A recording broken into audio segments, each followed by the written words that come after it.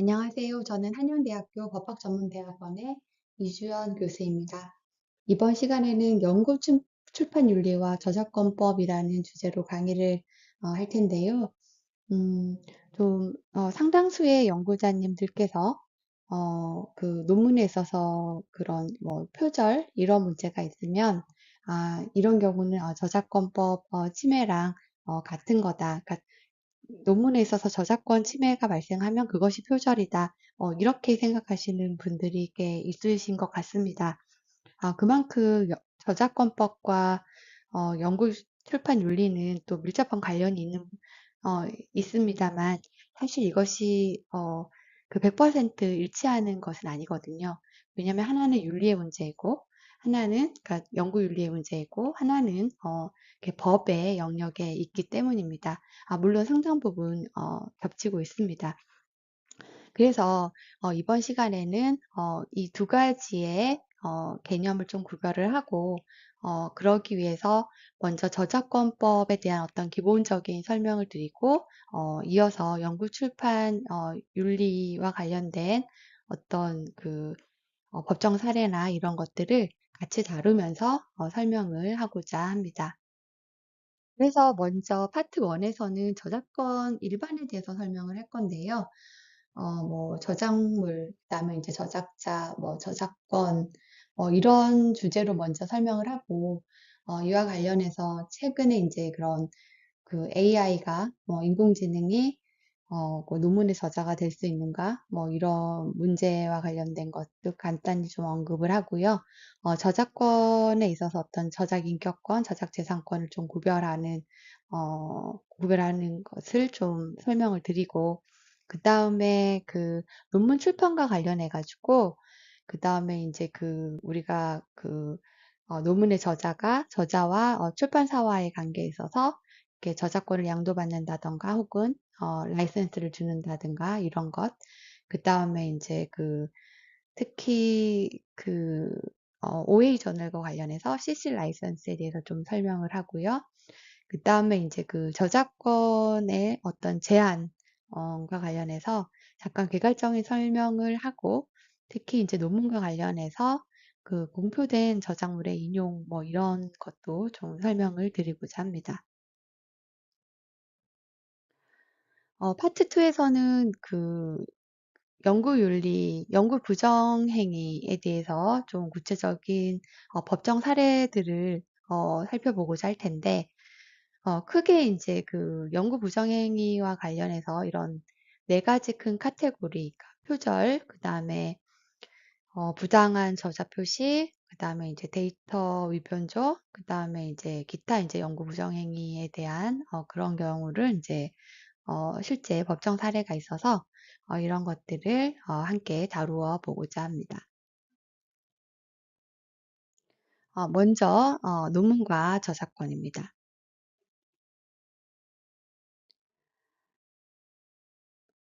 저작권법은 저작권법이 보호하는 저작물을 인간의 사상 또는 감정을 표현한 창작물이라고 정의하고 있습니다.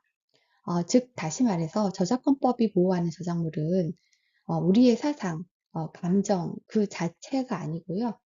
그것을 우리가 뭐 논문이라고 하면 어떤 언어 아니면 화가라고 한다면 어떤 색, 형상, 그다음에 작곡가라고 한다면 이러한 매체들을 통해 가지고 그런 어, 표현된 표현물, 그것이 이제 보호되는 저작물이고, 또 이러한 이것은 이제 창작물이어야 하는데, 이때의 창작물이라고 하는 것은 굉장히 프로페셔널한 창작의 의미가 아니라 남의 것을 베끼지 않았고 자기 스스로 그것을 표현해 냈다라는 의미에 있어서 창작물을 의미하는 것입니다.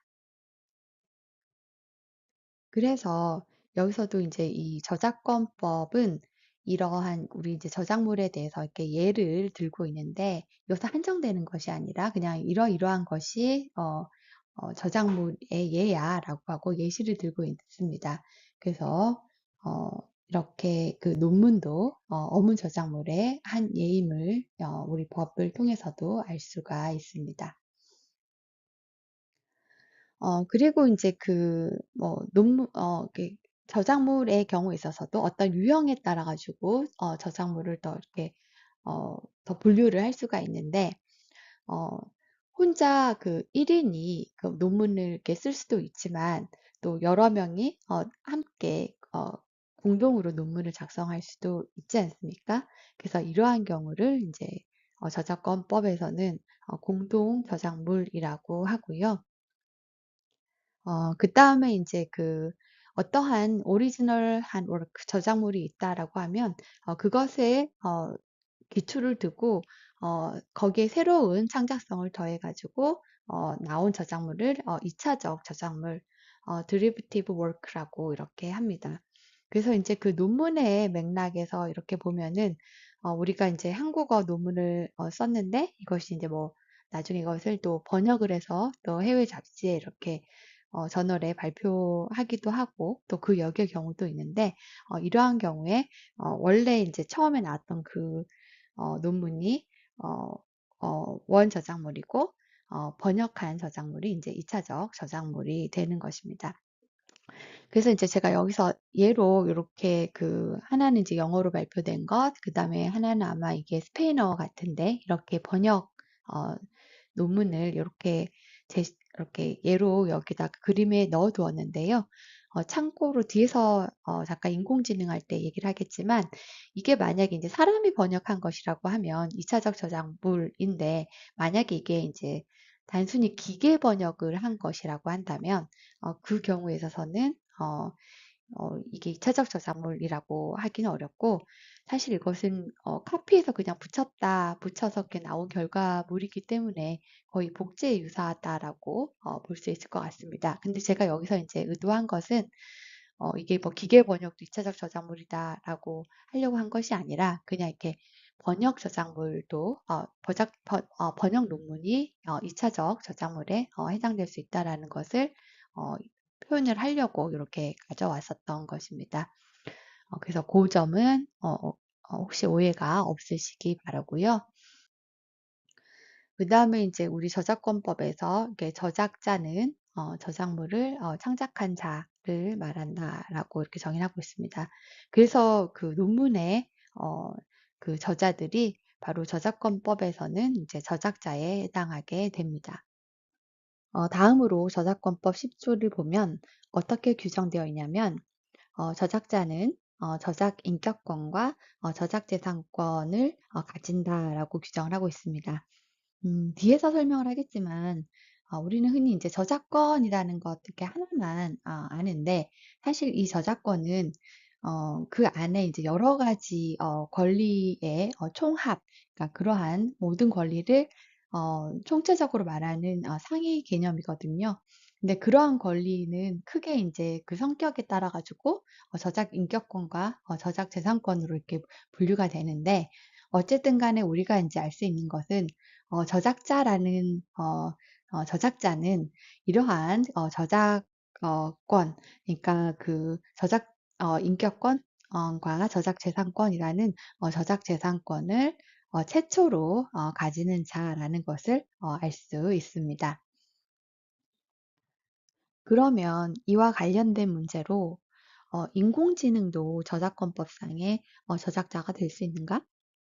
발명의 경우라면 특허법상의 발명자가 될 수 있는가? 라는 문제가 있습니다. 근데 사실은 이것은 좀 뭐 이렇게 AI가 되면서 이제 그러니까 최근에 이제 좀 전 세계적으로 많이 이슈가 되긴 했었는데 사실 좀 어느 정도 이렇게 좀 지금 현재로서는 답이 나왔다라고 볼 수 있습니다. 어 사실 우리 이렇게 법을 보시면 우리 저작권법은 뭐냐면 저작물을 정의하면서 다름 아닌 인간의 사상과 감정을 표현한 창작물이라고 정의를 하고 있고요. 특허법도 뭐냐면 발명을 한 사람 이렇게 되어 있어요.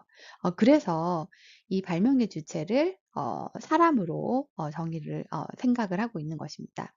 이렇게 사실 우리 법은 이렇게 명문상으로 이렇게 규정이 되어 있는데 사실 그 해외 입법의 경우에 있어서 어 그 우리처럼 이렇게 법문상으로 명확하게 어, 인간의 이 그런 그 창작이나 그런 발명의 주체가 인간이다라는 것이 이제 명시적으로 알 수 있도록 꼭 규정이 되어 있는 것은 아니지만 기본적으로 그 전제가 뭐냐면 우리는 이건 인간의 사상과 감정을 표현한 것이고 발명을 할 수 있는 것은 인간만이다라는 그 전제를 깔고 있는 거다라고 생각을 하고 있습니다.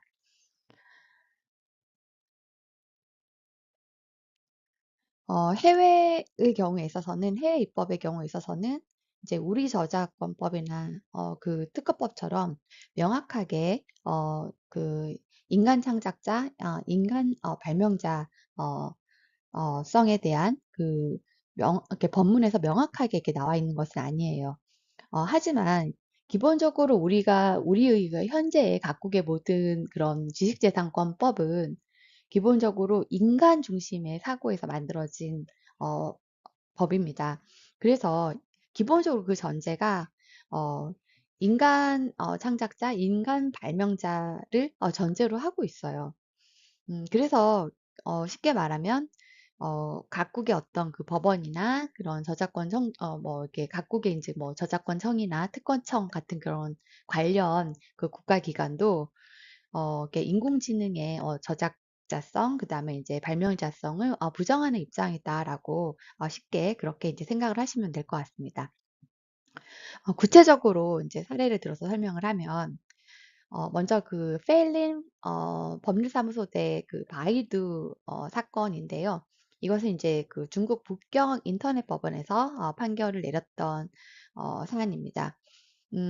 이 사안은 어떤 거였냐면 그 페일린 법률사무소가 몰터스 클루어 데이터베이스라는 그 프로그램을 이용을 해가지고 어떤 그 법률 관련 이제 보고서를 작성을 해서 게시를 했는데 이 보고서를 그러니까 누군가가 이제 그 바이두라는 그러니까 그 검색 엔진 그러니까 포털이거든요. 거기에 이제 그 올린 거예요. 그래서 이제 이 페일린 법률사무소에서는 그 해당 그런 그 사람을 그렇게 직접 행위를 한 그 유저를 찾을 수는 없었기 때문에 바이두를 상대로 저작권 침해 소송을 제기했던 사안입니다. 그래서 이제 여기서 이제 그 페일린 법률사무소는 올터스 클루어 데이터베이스를 이용한 것은 맞지만 자기 직원이 이제 뭐 그런 데이터를 선별하는 과정, 그다음에 이제 그렇게 이 보고서를 작성하는 과정에 어떠한 그 개입을 해서 그 기여를 했다라는 주장을 했고, 이제 바이두는 아니다, 이것은 뭐 이게 그 올터스 클루어 데이터베이스가 그냥 자동적으로 생성한 보고서기 때문에 이것은 이제 보호되는 저작물이 아니다. 뭐 이런 주장을 했었어요. 그래서 이제 그러한 과정에서 소송 절차에서 이 검증 이라는 절차를 통해 가지고 이제 실제 인제 이 울터스 클루어 데이터베이스가 자동적으로 생성한 보고서는 어떤 식으로 나오는지 인제 어 검증을 했었거든요. 그래서 인제 키워드만 넣고 그다음에 인제 그 생성이라는 버튼을 누르고 이게 나온 인제 그런 보고서가 있었는데 그 보고서에 대해서 이 북경 인터넷 법원이 이것은 자연인이 창작한 것이 아니기 때문에 사람이 창작한 것이 아니기 때문에 저작권법에서 정의하는 저작물이 아니다라고 판시를 했습니다. 따라서 이 판시는 오터스 클루어 데이터베이스는 저작자로 인정될 수 없다는 점을 분명히 한 것이기도 합니다.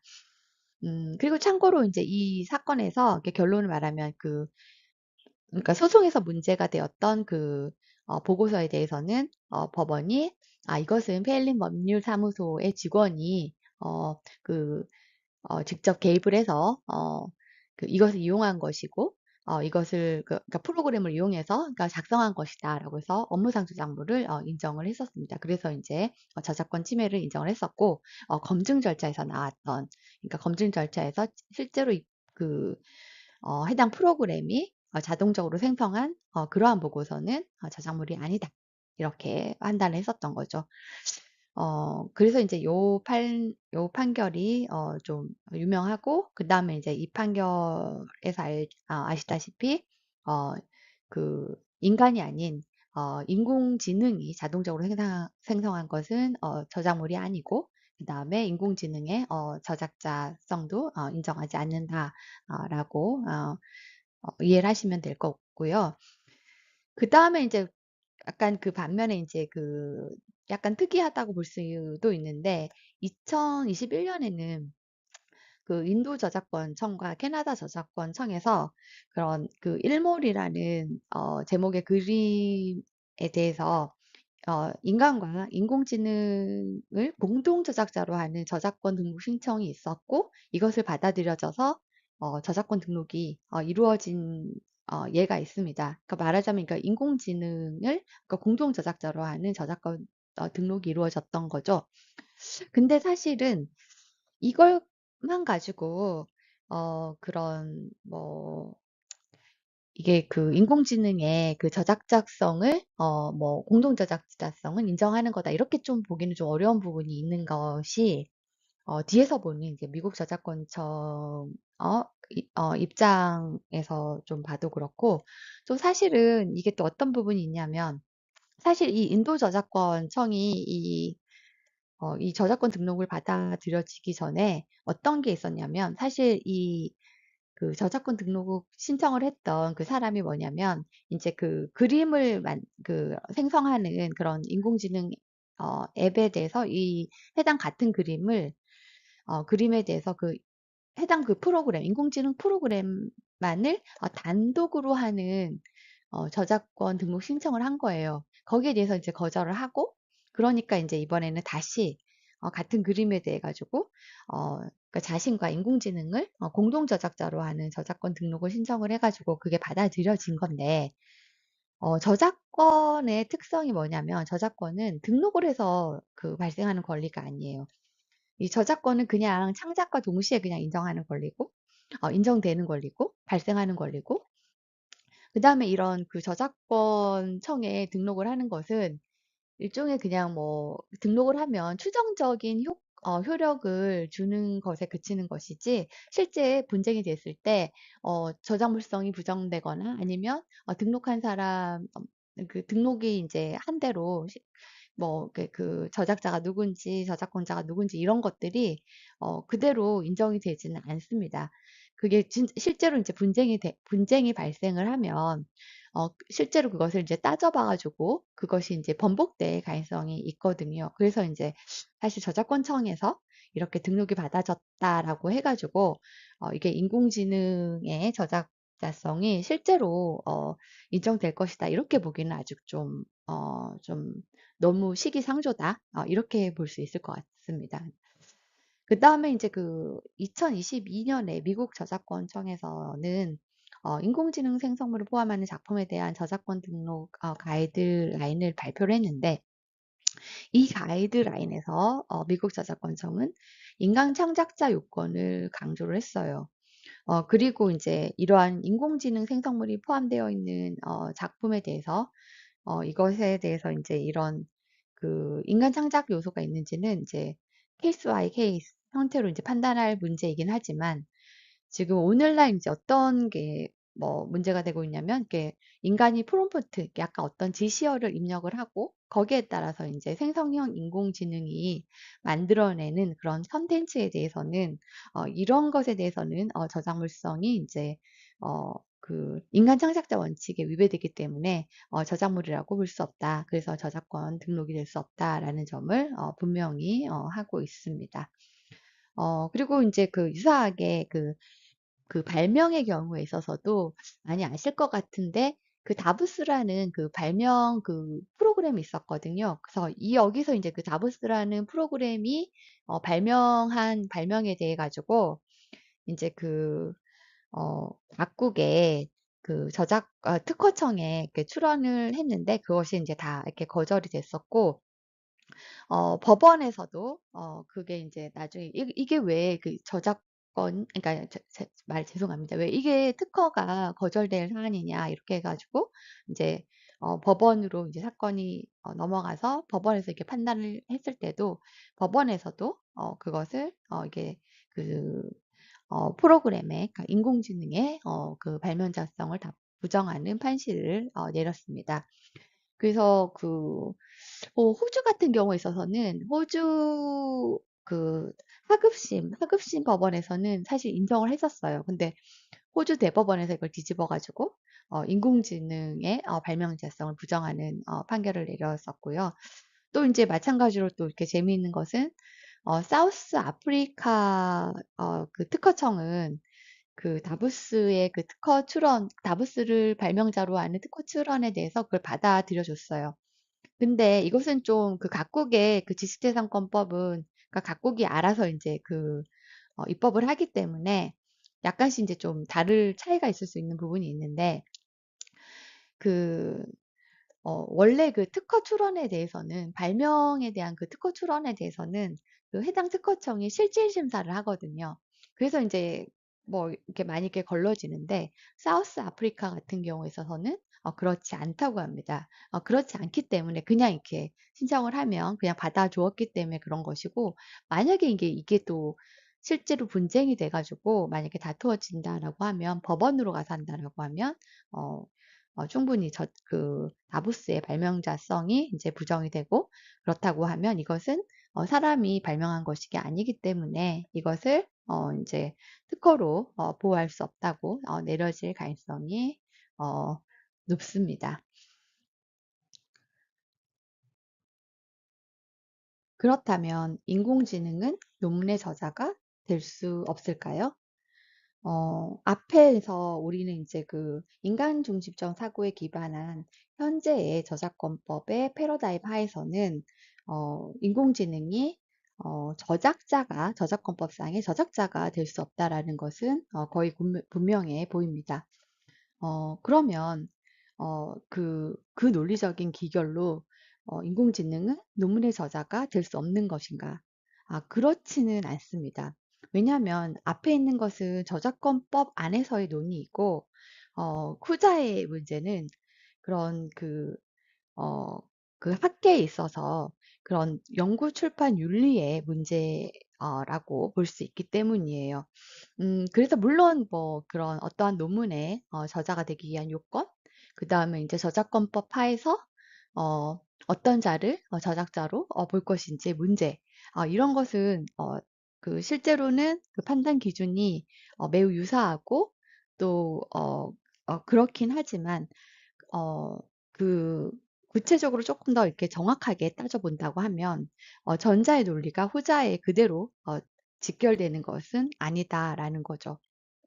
그래서 인공지능도 실제로 그 법에서 이렇게 저작자가 되는지 여부를 떠나서 실제로 자기가 이게 논문을 어, 그 그 학계에서 있어서 저자의 요건을 갖추고 그렇게 그렇다고 한다라면 인공지능을 논문의 저자로 하는 것이 맞고 만약에 그렇지 않고 만약에 이제 인공지능이 아닌 다른 누군가의 다른 어떤 사람을 저자로 올린다고 한다면 그것이 부당한 저자 표시 문제가 돼서 연구윤리 위배가 될 것입니다. 그런데 지금 이제 최근에 이제 그 현재의 인공지능과 관련해서 뭐라고 얘기했냐면, 네이처지를 포함한 주요 어떤 그런 그 이공계 학술지, 들에서 어떻게 이제 발표를 했냐면, 그 현재의 그런 그 챗 GPT와 같은 그런 그 대규모 언어 모델은 그 자신들의 저널의 저자 자격의 기준을 충족하지 못한다라고 이렇게 판시를 하고 저자가 될 수 없다라고 이렇게 했습니다. 그 이유가 뭐냐면 기본적으로 논문의 저자가 되려고 한다면 그 저자는 자신의 논문에 대해서 설명을 하고 그다음에 이제 그 어떤 문제가 됐을 때 그 책임을 져야 되는데 인공지능은 자기가 이것을 어떻게 이렇게 단순히 그냥 어떤 확률에 기반한 지금 통계 모델에 의한 그 언어를 그냥 생성하는 것에 불과하기 때문에 얘가 정말 우리가 어떤 우리가 논문을 작성하는 듯한 할 때 논문을 작성할 때 그러한 그런 사고 과정을 거쳐 가지고 나오는 것도 아니고 그래서 실제로 어떤 그런 논문이 나온다 하더라도 여기에 대해서 왜 그런 건지 그 설명을 하거나 거기에 대해서 어떤 뭐 이슈가 있거나 뭐 이럴 때 뭐 자기가 충분히 거기에 대해서 책임을 진다든가 뭐 그럴 수 있는 것이 없잖아요, 인공지능은. 그렇기 때문에 여기에 대해서 지금 적어도 현재의 인공지능에 대해서는 논문의 저자가 될 수 없다라고 하는 것이 이제 유력한 이공가의 학술지들의 입장인 것입니다. 반면에 뭐 미래에 만약에 진짜 어떤 그런 인간과 같은 사고를 하는 인공지능이 나와서 뭐 실제로 인제 얘가 정말로 뭐 그러한 그런 논문을 작성을 하고 누군가가 이런 부분에 대해서 이의 제기를 하면 자기가 그것을 설명을 하고 방어를 하고 뭐 그럴 수 있다라고 한다면 그때는 아마 저자가 될 수 있지 않을까 생각이 되고 또 이건 좀 너무 앞서 나가는 생각일 수도 있는데 그때 되면은 인제 어떤 지금 법에서도 만약에 그러한 인공지능이 나온다라고 하면 지금의 그런 현재의 어떤 지식재산권법, 인간 중심적인 사고에 기반한 지식재산권법도 변화가 될 가능성이 높지 않을까 이렇게 생각이 됩니다. 관심 있으신 분들은 그러니까 이게 제가 쓴 한 두 개의 논문이 있는데요. 하나는 이제 사이언스 에디팅에서 이게 인공지능 그 챗봇이 어떤 학술 논문에서 저작자가 될 수 있는가에 대해서 그러니까 이 부분을 좀 중심으로 좀 간단하게 어 그 쓴 글이고 두 번째로는 좀 이번 어떤 연구 윤리 문제와 관련해서 조금 더 이제 조금 딥하게 조금 더 좀 많이 상세하게 쓴 글이 어 그 저작권법과 연구윤리 관점에서 본 학술 논문과 인공지능의 저작성, 그다음에 이제 최근에 챗GPT를 둘러싼 논의를 중심으로라는 제목으로 작년에 이제 발표한 글이 있습니다. 그래서 관심 있는 분들은 좀 요거를 많이 봐주시면 좋겠다라는 생각이 듭니다. 자, 그러면 저작권에 대해서 보면 아까 이제 이 저작자는 이런 저작 인격권과 저작 재산권을 가진다라고 얘기를 했고 그다음에 이제 제가 앞서 이 저작권은 어떤 그런 등록으로 발생하는 권리가 아니고 뭐 저작권적인 등록을 해야만 발생하는 권리가 아니고 그냥 창작과 동시에 발생하는 권리다라고 말씀을 앞에서 했었었는데 그 내용이 이제 10조 2항에 이렇게 나와 있네요. 어 그래서 구체적으로 그런 저작권의 내용에 대해서 한번 보도록 하겠습니다. 이 첫 번째 이제 저작 인격권은 이게 우리가 이제 논문을 쓸 때 그래서 어떤 고통을 느끼잖아요. 그래서 어떤 뭐 이렇게 어떤 창작의 고통 그런 것. 그러니까 그래서 이렇게 우리의 정신적인 어떤 고통, 노력의 산물로 만들어낸 것이기 때문에 그래서 인제 이러한 인제 저작물에 대해서는 저작자가 인격적으로 가지는 권리를 저작 인격권이라고 하고 구체적으로 이제 어떠한 권리가 있냐면 내가 인제 이 만들어낸 창작해낸 저작물을 공표할 것인가 말 것인가 그것을 결정할 수 있는 권리, 그래서 공표권. 그다음에 이제 자신의 저작물에 대해서 이걸 내가 인제 이 저작자다라는 것을 표시할 수 있는 권리, 그것이 인제 성명 표시권이고 그다음에 인제 자신의 저작물이 왜곡되지 않게 그대로 동일성을 유지하면서 어 이용되도록 하는 권리, 그것의 동일성 유지권 이러한 권리들이 인정이 되고요. 그다음에 이제 이러한 저작 인격권은 기본적으로 이렇게 그러니까 저작자에게 계속 저작자가 죽을 때까지 이렇게 따라다니는 성격을 가집니다. 그래서 이렇게 그런 그다음에 창작의 고통, 노력을 통해서 이렇게 저작물이 논문이라는 저작물이 태어나면 논문의 저자가 이렇게 죽을 때 그러니까 논문의 그 저자를 계속 따라다니다가 이렇게 죽을 때 같이 이 저작 인격권도 같이 소멸한다라고 이렇게 생각을 하시면 되겠습니다. 그래서 이렇게 이 저작 인격권은 보시는 바와 같이 판례에도 저작자 일신에 따라다니는 권리로서 이것은 양도나 상속의 대상도 아니고 또 이용 허락, 라이선스의 대상이 되지 않는다라고 이렇게 판시를 하고 있습니다. 다음으로 이제 이 저작재산권은 어떤 경제적인 성격을 가지는 권리인데, 그러니까 말하자면 뭐 예를 들어 내가 원래는 이제 나만 이것을 이런 식으로 인제 경제적으로 이용을 할 수 있는데, 어 내가 당신에게 이게 "당신도 경제적으로 이용할 수 있도록 허락을 해 주겠다."라고 허락을 해 주면, 그 허락을 받은 사람이 거기에 대해서 그 경제적으로 이용을 할 수 있게 되는 그런 권리인 겁니다. 보통은 인제 뭐 우리 논문의 경우에 있어서는 뭐 상업적으로 많이 이렇게 그런 부가가치를 창출한다기보다는 많이 인용이 되고, 그런 식으로 이제 또 그래서 그 논문의 저자가 많이 유명해지고 또 학계에서 권위를 인정받고 그런 식으로 이제 대가가 주어진다라고 한다면, 어떤 뭐 영화나 음악이나 이런 분야에 있어서는 그렇게 인제 이용 허락을 해 주고 거기에 대해서 인제 돈을 받음으로써 어떤 그런 산업적인 부가가치를 많이 창출을 하죠. 근데 인제 그 논문에 있어서는 보면 이 저작재산권 중에 좀 알아두셔야 되는 그런 권리가 이렇게 복제권, 그다음에 인제 공중송시권, 배포권, 그다음에 2 차적 저작물 작성권 정도가 있겠습니다. 복제권이라고 하는 거는 이것이 인제 그런 뭐 종이로 인쇄를 하든 아니면 디지털 카피이든 간에 이것을 인제 그 카피할 수 있는 권리, 그런 것을 바로 인제 그 복제권이다라고 하고요. 그다음에 인제 이 공중송시권 중에 뭐 이렇게 뭐 그 방송 정송, 그다음에 디지털 음성 송신이라는 방식이 있는데, 논문과 관련해서 인제 알아두셔야 되는 권리가 바로 전송권이라는 권리입니다. 이 전송은 뭐냐면 쉽게 말하면 업로드권이라고 생각을 하시면 돼요. 그러니까 그 논문을 이렇게 보면 어떤 뭐 저널의 웹사이트나 아니면 뭐 개인 홈페이지나 뭐 이런 데 올려 가지고 많은 사람들이 언제든 시간과 장소와 관계없이 이 논문을 이용할 수 있도록 그렇게 하잖아요.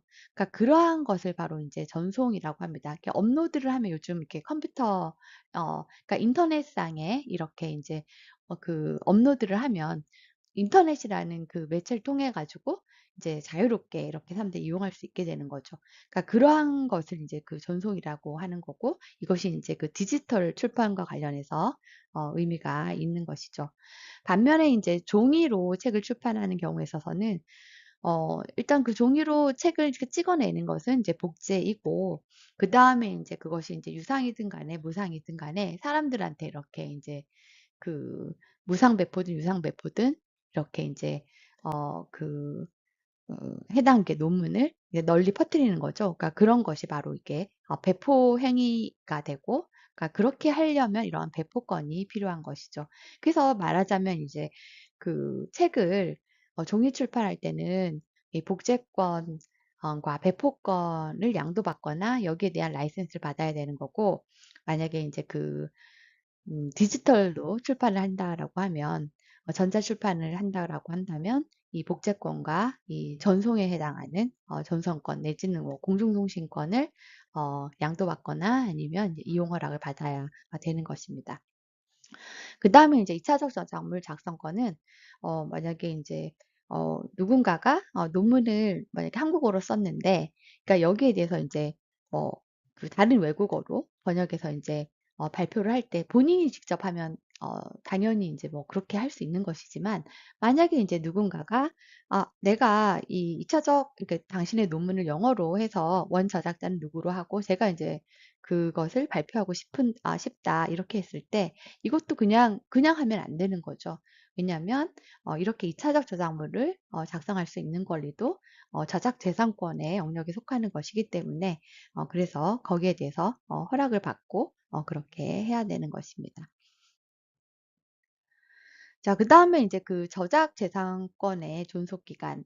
그러니까 앞서 말했지만 그 저작인격권은 저작자가 인제 사망을 할 때 따라 들어가는, 그때 인제 같이 저작자와 같이 인제 소멸하는 권리다라고 소개를 했는데, 저작재산권은 이렇게 인제 그 특정 그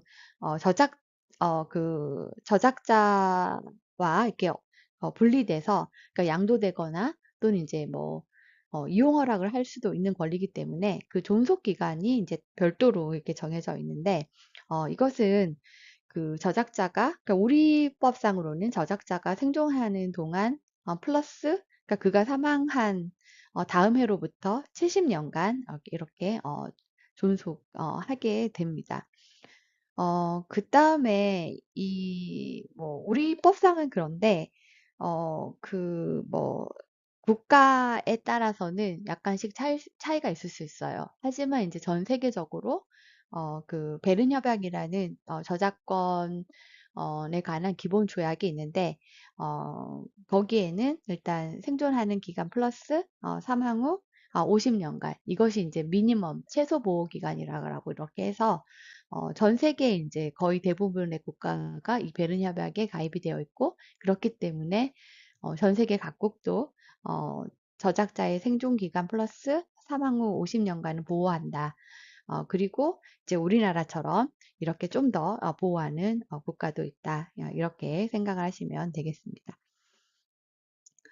자, 그래서 이제 결론을 하면 이렇게 그 논문은 어문 저작물이고, 논문을 작성한 사람이 그 저작권법상 저작자이면서 최초의 저작권자. 그래서 이때 이 저작 인격권과 저작 재산권을 바로 창작과 동시에 가지는 최초의 저작권자이고, 그 다음에 이제 저작 인격권은 양도나 라이선스의 대상은 아니지만 어, 그 저작재산권의 경우에 있어서는 양도나 라이선스를 할 수 있다. 그 다음에 이제 만약에 여러 사람이 논문을 작성하면 그 논문은 공동 저작물이 되는 것이고, 그 다음에 그 사람들은 공동 저작자가 되는 것이고, 그래서 이 사람들은 또 최초의 공동 저작자가 되는 것이고, 이렇게 이제 그 저작 공동 저작물의 경우에 있어서 저작 인격권이나 저작 재산권의 행사에 대해서는 여러 그 전원이 합의에 의해서 행사를 하게 된다.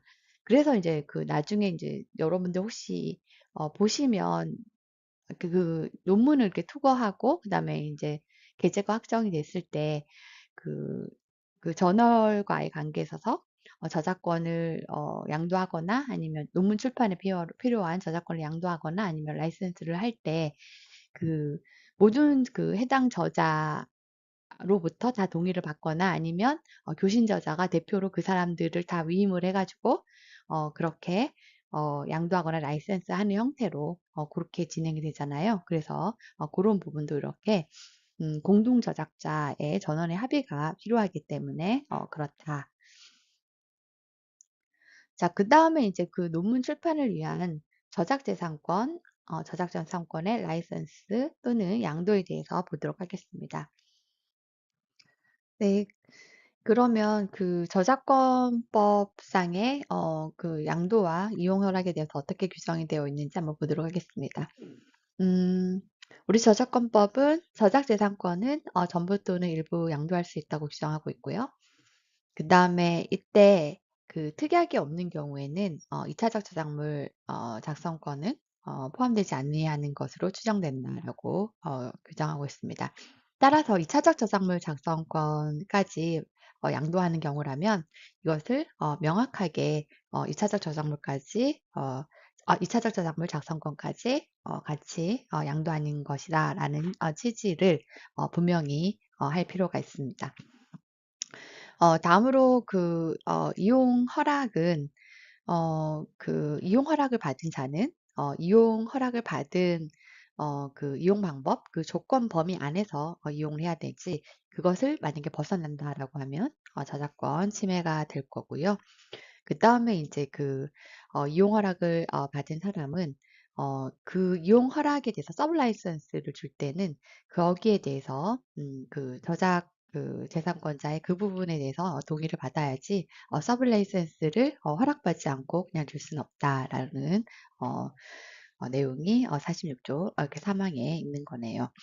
자, 그러면 우리가 이제 만약에 보면, 논문을 출판을 할 때 만약에 이제 저자가 저작 재산권을 자신이 가지고 그다음에 그 저널에 라이선스를 준다라고 하면 이때 이제 이 저널은 만약에 이제 이용자와의 관계에 있어서 만약에 서브 라이센스를 준다라고 하면 그 부분까지 그 논문의 저작자에게 그 이용 허락을 받아야 되는 것이고, 어, 그다음에 만약에 양도를 받는다라고 하면 원래 이제 이 그러니까 논문 저자에게 있었던 그 저작재산권이 음, 그 저널에게 있게 되는 것이고, 그러면 저널은 만약에 이제 어, 그, 당연히 그 유저들에게 이용 허락을, 저작재산권자로서 이용 허락을 할 수 있고, 또 역으로 만약에 이제는 그 논문의 저자도 자신의 저작물에 대해서 어떤 이용을 하고자 한다면, 저널로부터 이용 허락을 받아야 되는, 요런 구조가 되겠습니다. 예. 자, 그러면 그 유저들이 그 논문에 대해서 만약에 이제 뭐 이용 허락을 받게 되면, 그러니까 논문을 이제 이용을 하게 되면, 기본적으로 이렇게까지 이용할 수 있다. 라는 부분이 있어야 거기에 맞춰서 해야 되는 거고, 그렇지 않으면 이제 유저 입장에서는 저작권 침해가 되는 것이니까. 만약에 이제 그 저널의 입장이라고 한다면 그 부분을 이제 명확히 설정하는 것이 필요할 겁니다.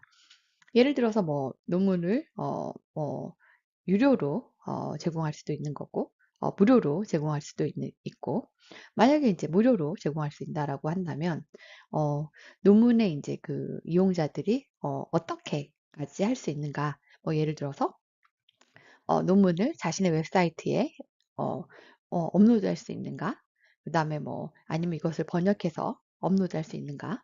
아니면 이것을 어, 비상업적으로만 이용을 해야 되는가? 아니면 상업적으로도 이용할 수 있는가? 뭐 이런 것들이 있는데 그러한 것들을 어, 구체적으로 조건을 정해서 정할 필요가 있겠죠.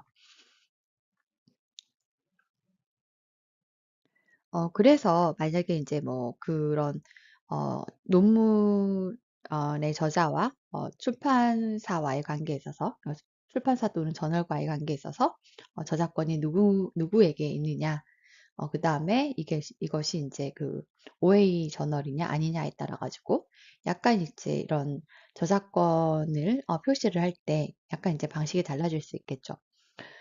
만약에 그 저널이 저작권을 가지는 경우, 그러니까 저작권을 양수한 경우에 있어서는 이런 C 마크, 카피라이트 표시 마크 다음에 저널 이름이 이제 들어가야 되겠고, 만약에 이제 이게 유료 저널이다라고 한다면, 만약에 저널의 뭐 어떤 이용과 관련해서 이렇게 그 저널에 퍼미션을 받기 위해서 이렇게 연락을 해라라고 하고 연락 정보를 이렇게 남길 수도 있는 거고, 만약에 이제 이게 OA 저널이다라고 한다면 여기서 이러이러한 조건 하에 그 저널을 이용할 수 있다, 자유롭게 이용할 수 있다라고 해서 이렇게 CC 라이센스의 조건을 이렇게 표시하기도 하고 이렇게 되겠죠.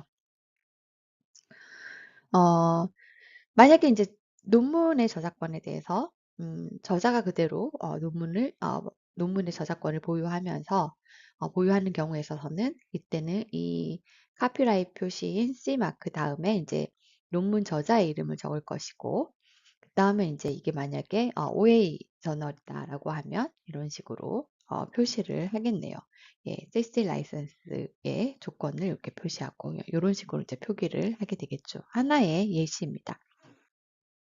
그럼 크리에이티브 커먼스 라이센스 OA 저널에 있어서 이제 크리에이티브 커먼스 라이센스 표기를 자주 하는데 빈번 이용이 되는데 요것을 이제 잠깐 보면 이 해당 조건에 대해서 그림으로 이렇게 좀 그 쉽게 인식하기 쉽도록 이렇게 하는데 사람 표시가 있는 경우에 있어서는 이것이 이제 그 출처 표시 조건으로 이용을 해라.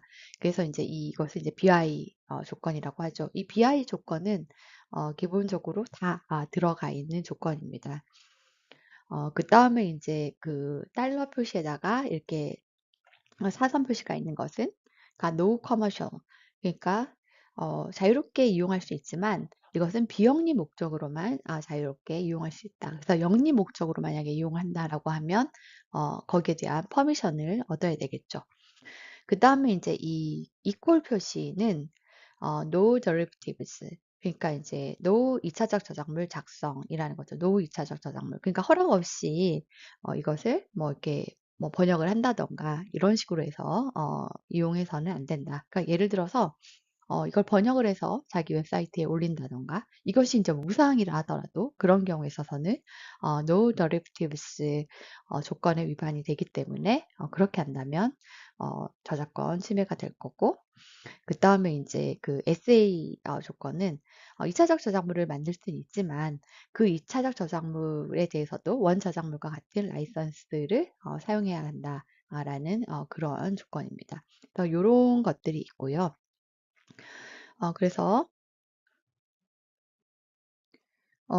크리에이티브 커먼스 라이선스에는 이렇게 6가지 조합의 라이선스가 있고요. 가장 자유로운 형태가 이제 BI 출처 표시만 하면 뭐 2차적 저작물 작성을 해도 되고 뭐 상업적으로 이용을 해도 되고 뭐 이러한 것이고 그다음에 이제 가장 엄격한 종류를 보면 출처 표시해야 되고 비상업적인 목적으로만 이용을 해야 하고 그다음에 이제 2차적 저작물 작성을 해서는 안 되고 예, 이런 조건으로 이런 식으로 있습니다.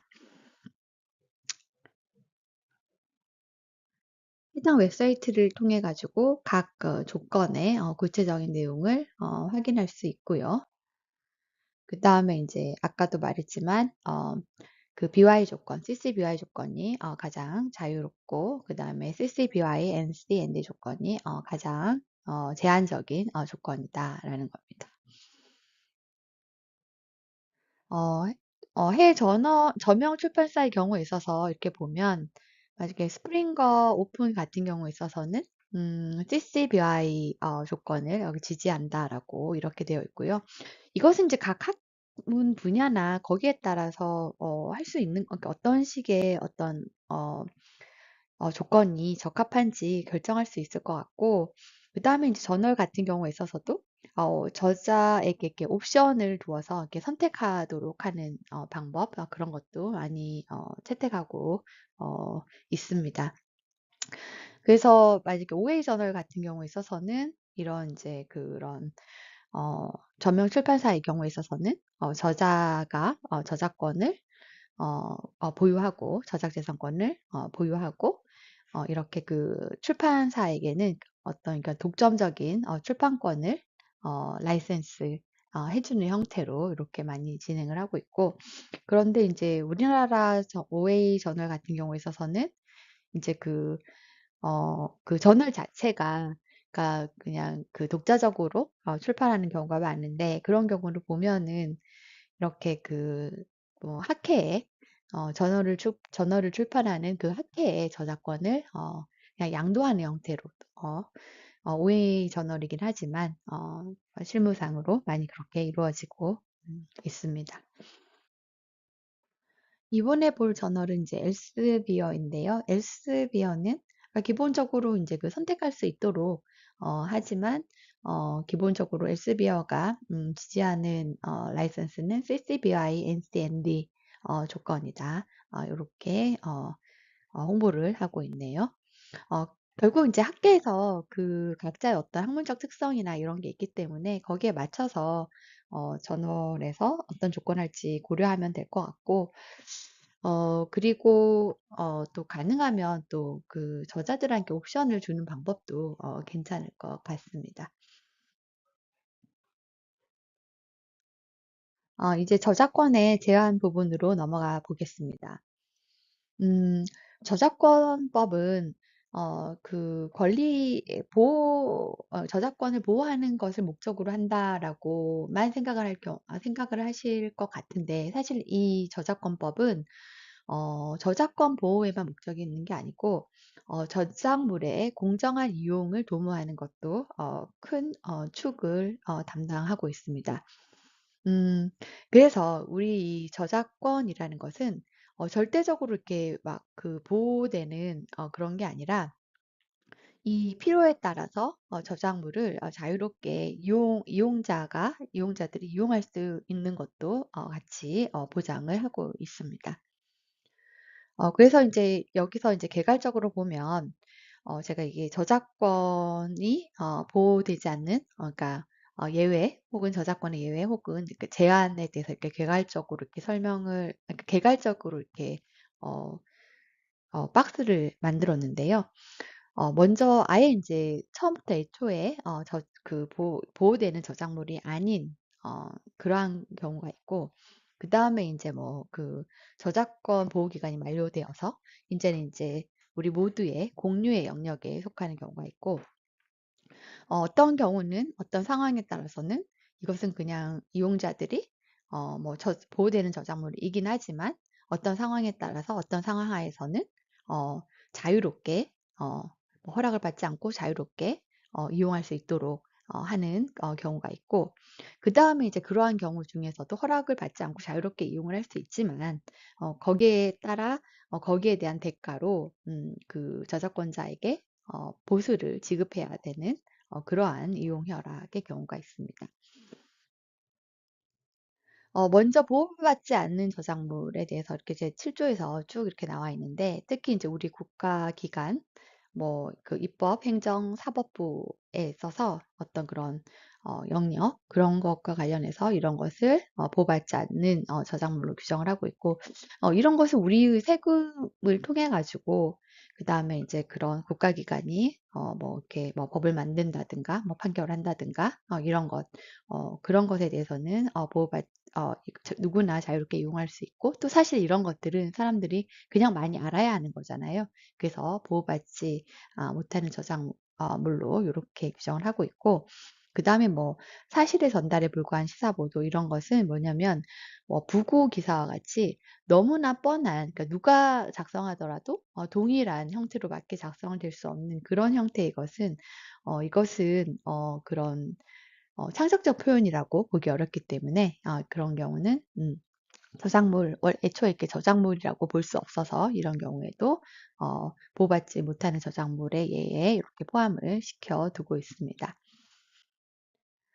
어 이 저작권 제한에 이렇게 쭉 우리 법령에 요런 것들이 있는데, 요러한 상황 하에서는 그 저작 재산권자의 허락을 받지 않고도 저작물을 이용할 수 있는 경우가 있는데, 어떤 경우는 그냥 이렇게 거의 자유롭게 이용을 하고 대가를 지급하지 않아도 되고, 어떤 경우는 경우에 따라서는 그러니까 대가를 지급해야 되는 경우도 있습니다.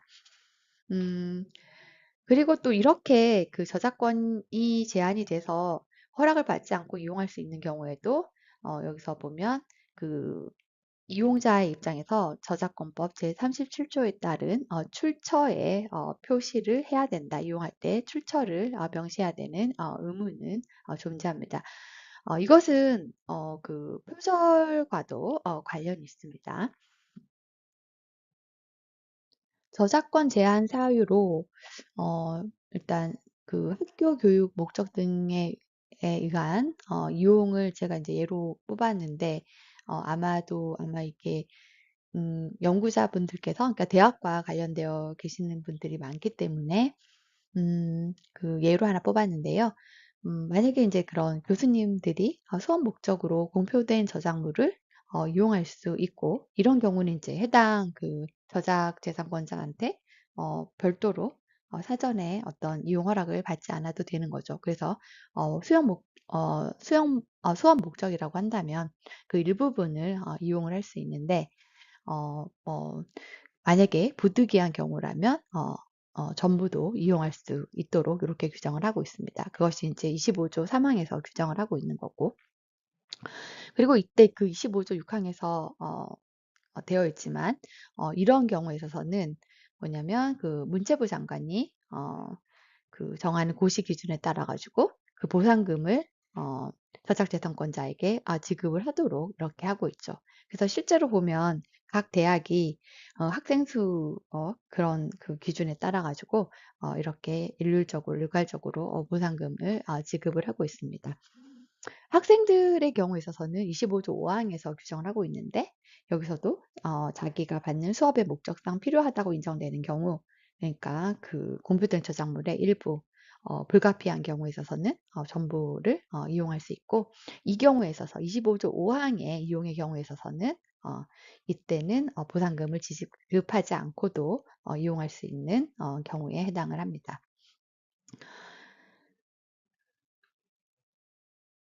또 다음으로 보면 그 연구와 관련해서 이제 중요한 조문인데, 공표된 저작물의 인용에 관한 28조입니다. 28조는 뭐라고 되어 있냐면, 공표된 저작물은 보도, 비평, 교육, 연구 등을 위하여 정당한 범위 안에서 공정한 간행에 합치되게 인용할 수 있다, 이렇게 되어 있습니다. 그래서 이게 연구 목적이라고 하면 이게 과도한 범위가 아니고, 그 연구에 필요한 목적, 그 정당한 범위 안에서 적절한 분량의 안에서 이것을 인용할 수 있다, 이렇게 되어 있습니다. 그래서 이런 경우에 있어서는 저작재산권자의 허락 없이 또 무상으로 이용을 할 수 있는 경우고요. 이때 반드시 출처를 명시하여야 하고, 그때 그 출처의 이제 명시는 합리적이라고 인정되는 방법에 따라서 이렇게 해야 한다라고 이렇게 하고 있습니다.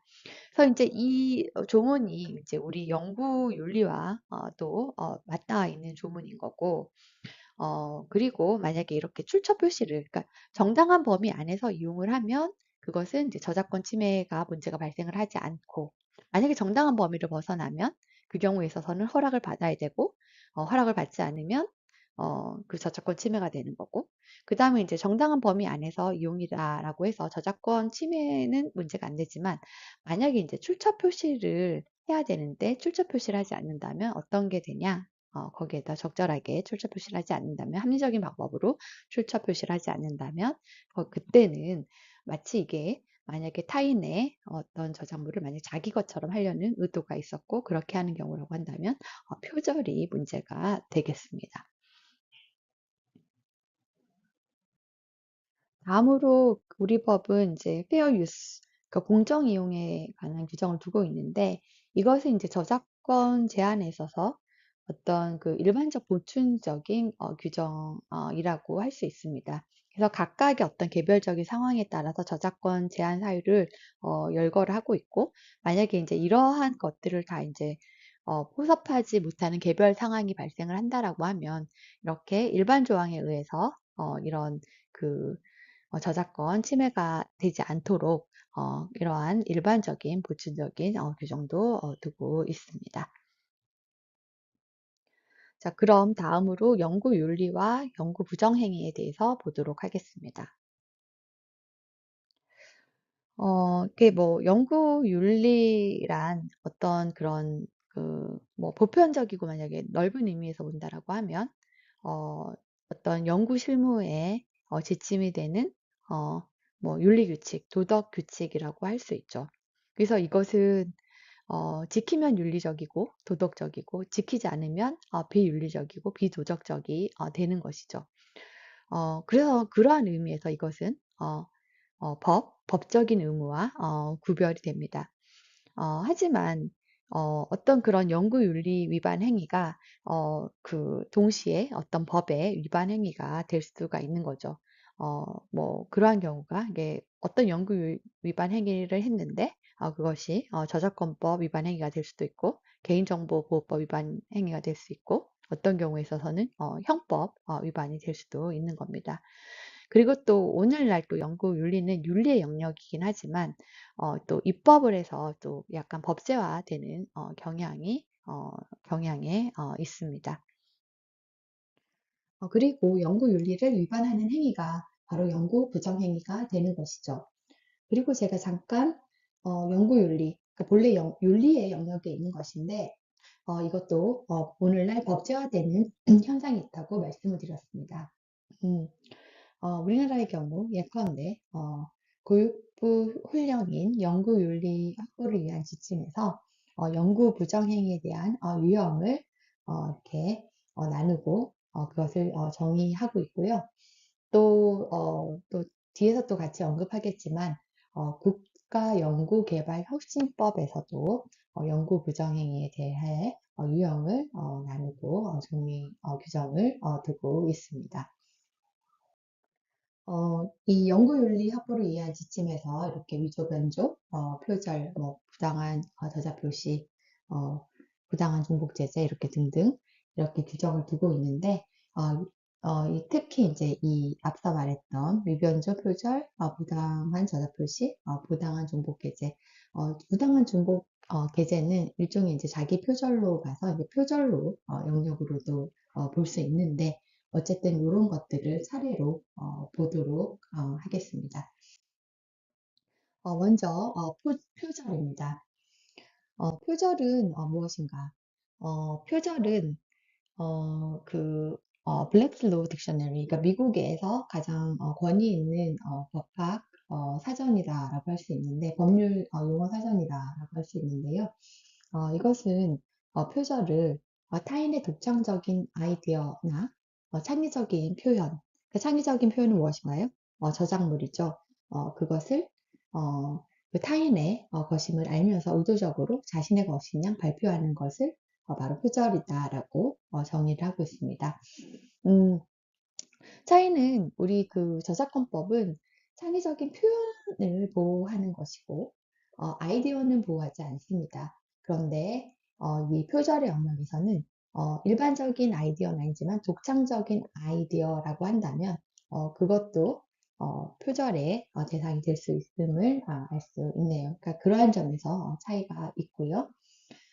그 다음에 이제 우리나라 판결에서 보면 표절을 어떻게 되어 있냐면 해당 분야의 일반 지식이 아닌 타인의 저작물 또는 독창적 아이디어, 맞죠? 대상은 동일하죠? 그것을 적절한 출처 표시 없이 자기 것처럼 부당하게 이용하는, 사용하는 행위는 연구 부정 행위로서 전형적인 표절에 해당한다라고 이렇게 정의를 유사하게 하고 있습니다.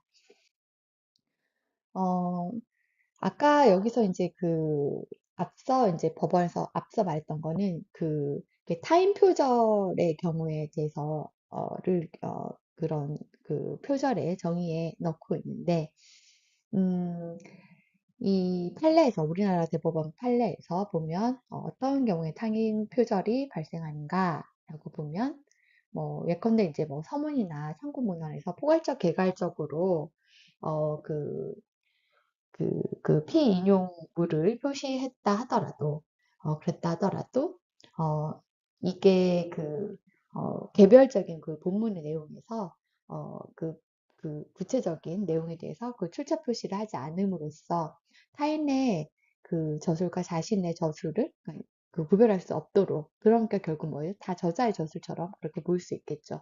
그러한 경우에 있어서는, 그런 표절의 고의가 추산이 되고, 따라서 표절 책임이 지게 될 수 있다라고 판시하고 있습니다.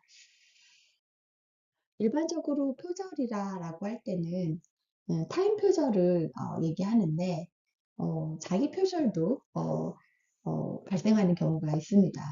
어떤 경우인고 하니 만약에 이제 자기가 그 선행 저술이 있었는데 그것에 대해서 아예 그 저술의 존재를 아예 밝히지 않고 처음 자기가 이런 것을 쓰는 것처럼 하는 경우 그런 경우에 있어서도 표절이 일어날 수 있고 그 다음에 이제 그 선행 저술을 선행 저술에 대해서 출처 표시를 했다 하더라도 사실상 이것은 기존에 있는 글에 대한 어떤 새로운 것이 아니고 그냥 사실상 거의 동일한 글인 경우 그러니까 새로운 어떤 그 후행 저술에 선행 저술을 인용을 하면서 거기에 대한 출처 표시도 하고 거기에 대해서 새로운 어떤 지적인 어, 가미가 있어서 그렇게 된 후속 연구라고 하면 문제가 없겠지만 그런 게 아니라 사실상 이게 동일한 글이다.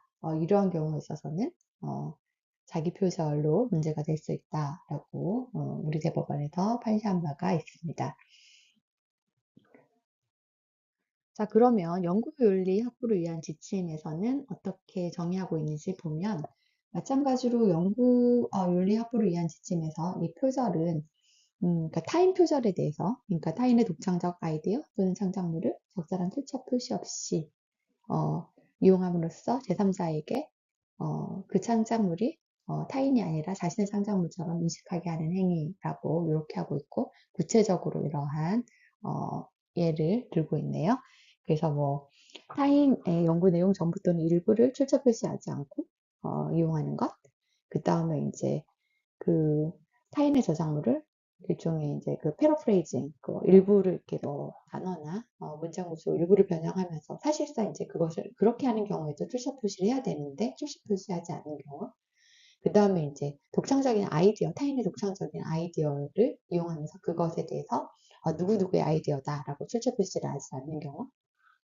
그 다음에 이제 그 타인의 그런 저작물을 이렇게 외국 어떤 그 논문이나 이런 것을 번역해서 그냥 쓰면서 그것에 대해서 출처 표시를 하지 않는 경우, 이런 경우를 다 표절에 해당한다라고 규정을 하고 있고요.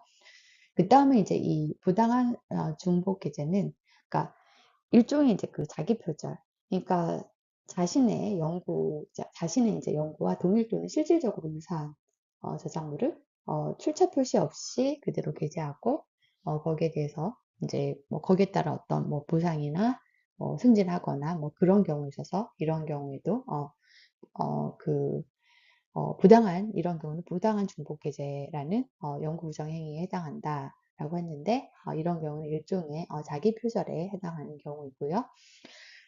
국가 연구개발혁신법은 어떻게 이제 이것을, 그러니까 구체적으로는 그 시행령에서 이제 그 연구 부정 행위에 대해서 구체적으로 이제 정의를 하고 있는데, 표절에 대해서 자기 또는 다른 사람의 그런 연구 자료 성과를 적절한 출처 표시 없이 하는 경우를 이제 표절이다 한다라고 해서, 자기 표절과 타인 표절뿐만 아니라 자기 표절도 우리가 표절의 범위에 이렇게 포함시켜서 정의를 하고 있습니다.